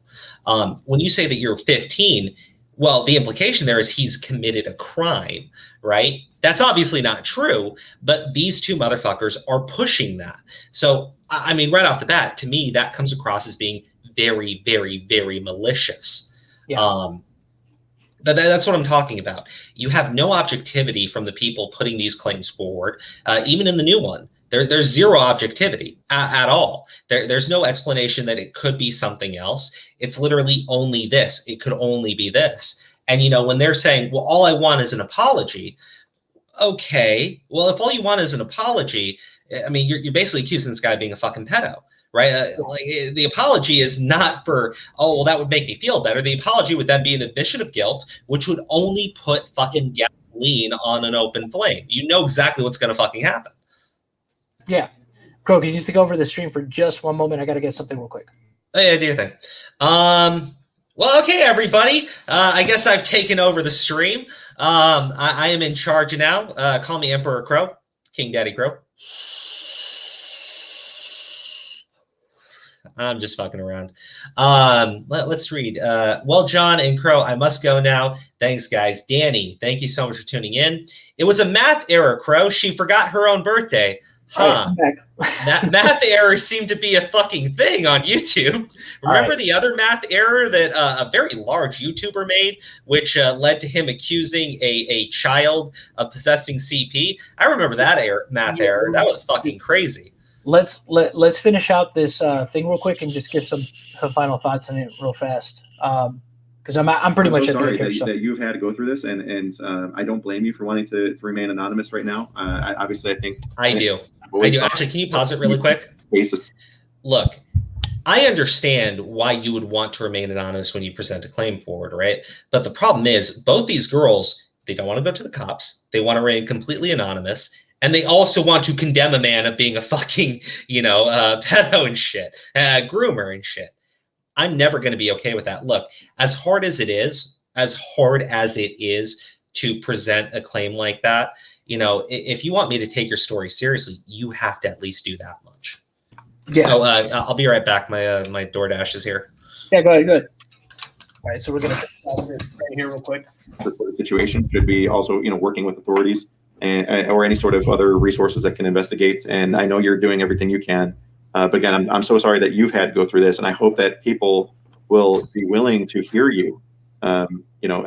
Even for me, that none of this has been at any sort of benefit. It's been a huge loss, and I knew that this was going to be, a very, very chaotic type of thing. But this is what I wish people would see, though. Like, why would you make these accusations and make this whole thing up? Like, what were you hoping to gain from it? Okay, I hate this argument too. When people say this, I absolutely hate this. When people say, what is there to gain? There's always something to gain, whether it be sympathy, whether it be attention, whether it be money in some cases. Not that I'm saying this is one of those. There's always something in gain. In any conceivable scenario, there is always something to gain. For Ohm, it could be, validation. It could be basically people looking at him and saying he's this great hero. There is always something to gain in situations like this, despite what anybody says. I think that's another argument that I can't stand that people try to make. There's nothing to gain. What do I gain by this? Listen, Ohm could say there's nothing for him to gain by this, but think about this. His channel hasn't been doing so well. Okay. Wait, whose channel hasn't been doing so well? Ohm hasn't been doing well for a while. Well, yeah, because he's made everyone an enemy. This is what I'm saying, and I'm not saying he's on this crusade now to save his channel, because you'd have to think that this is probably not helping. Hey, what's up, son? That this probably didn't help him much. But here's the thing, though: when people say there is nothing to gain, I'm like, I think that's a stupid argument. Oh my gosh! Look, let's take the clout argument out of the question, right? Let's take the you want attention argument out of the question, which in Sai's case, I'm sorry, that girl is an attention whore, right? When you make multiple fucking tweets talking about how you want to, off yourself, how am I supposed to read that? Like, you can argue edgy humor, but one of those tweets is like fucking dark as all get out. That's someone suicide baiting for attention. I'm sorry, but that many fucking tweets talking about the situation, That's someone who wants attention. But let's ignore all of that. Let's ignore all of it, right? They could just be bad fucking people, right? Ohmwrecker clearly has a fucking axe to grind, right? 100%, yeah. We've seen it. We've seen it like constantly. Even in the Psy interview, when he keeps going on about how, oh, my reputation's been destroyed. And they're like, dude, you did that to yourself when you started going at people's spouses and trying to turn them against their significant others. Dude, I'm sorry. That's a shitty fucking thing to do. Yep. You never involve someone's fucking. If I ever had some fucking degenerate, right? For because I know I got plenty of people that don't like my guts, right? But if I ever one of these motherfuckers try to contact my wife, I'd lose it and I would fucking bury them. And I don't care what it takes to do so. That's how fucking. But that's the problem, right? When you have these people online, I guess they don't understand like human relationships. You never get someone's fucking wife or husband involved and try to turn them against them. You never fucking do that shit. That's the type of shit that ruined Ohm's reputation or destroyed whatever remained of it. Because I can't imagine he had one to begin with. Recipe for disaster there. Let me finish this up though real quick because thoughts that I want to touch up upon some things I want to touch up upon that Ohm says here. It's like you said, it's been a massive loss to you. Like you've been getting all this hate online, which, like I said, is the reason why I know I'm a lot. I'm a private person anyway. I don't have a big following, but I see all the hate you're getting. So of course, me and any other victims are going to want to speak up publicly because we feel like we can't. Because that's the kind of hate that's being thrown around, and all the threats that are being thrown around. Because people aren't willing to listen. And what would you gain from making this whole situation up? Easy revenge.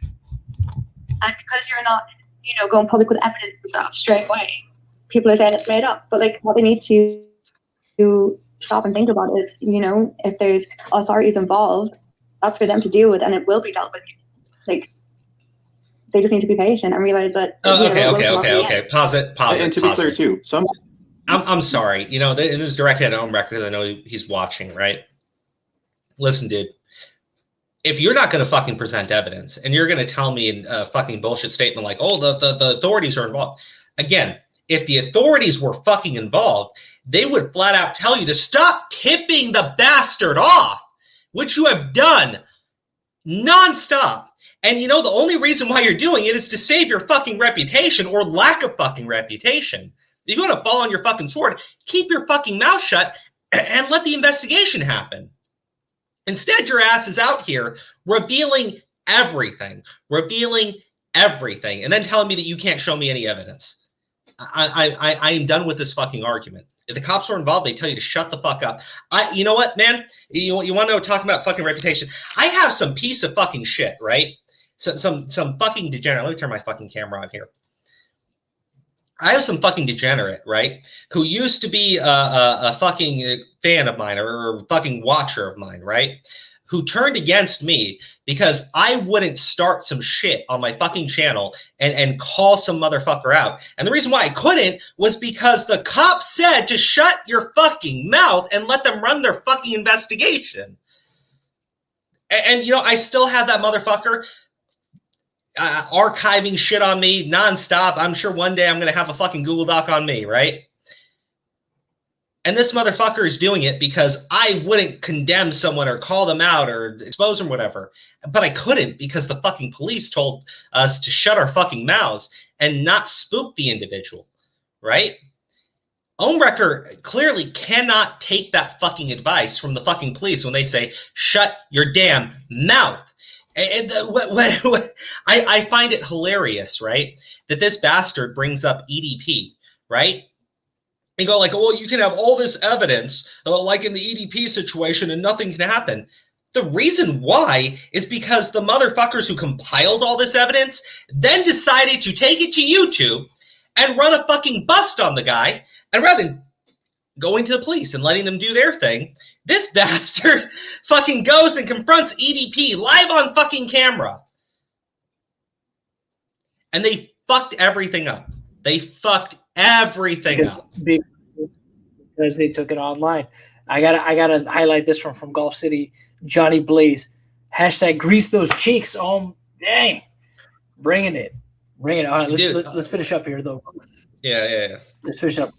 Because it's only like... Imagery and video of underage girls, right? So, for example, your own experiences with Delirious, that stuff is illegal to possess. You cannot post it. You can't have it. Okay, I hate this argument, too, because it's a disingenuous argument. Because, look, you've been watching these streams, and you know damn well there might be some idiots that say post everything without specifying, but you know damn well anybody that's talking about this that is rational and that is logical is not advocating for that at all. That's not what anybody is saying.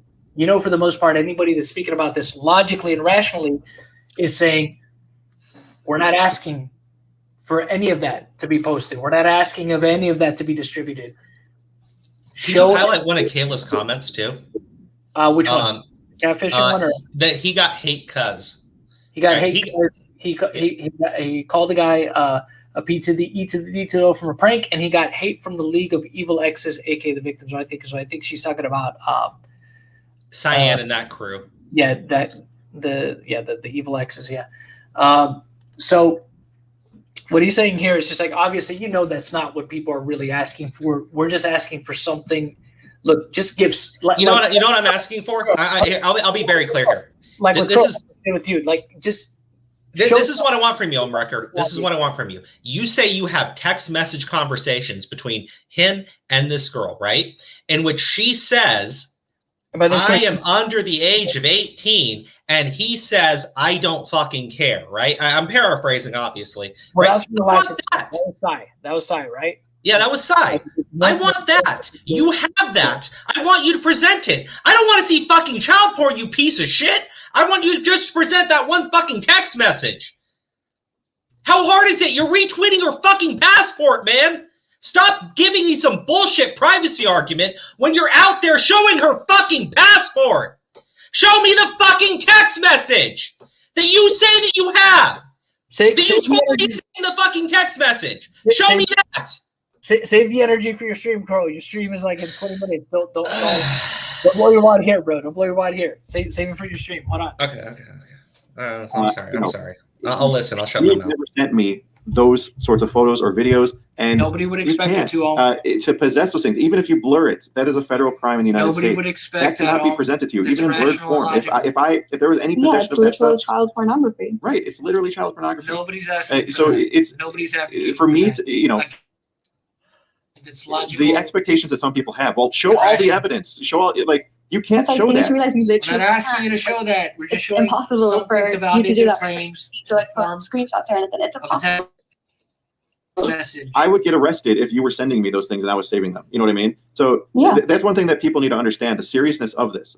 You've made it clear, as has. Motherfucker! Shut the fuck! Stop! I understand the seriousness of it because I've had we went to the cops on one person. I understand the seriousness of it. You fucking don't. Because when I tell you I want you to just show me the fucking text messages, you go on and say, I can't show you, so you pay. Motherfucker, you say that you saw something that confirmed this man's guilt, but you won't show that.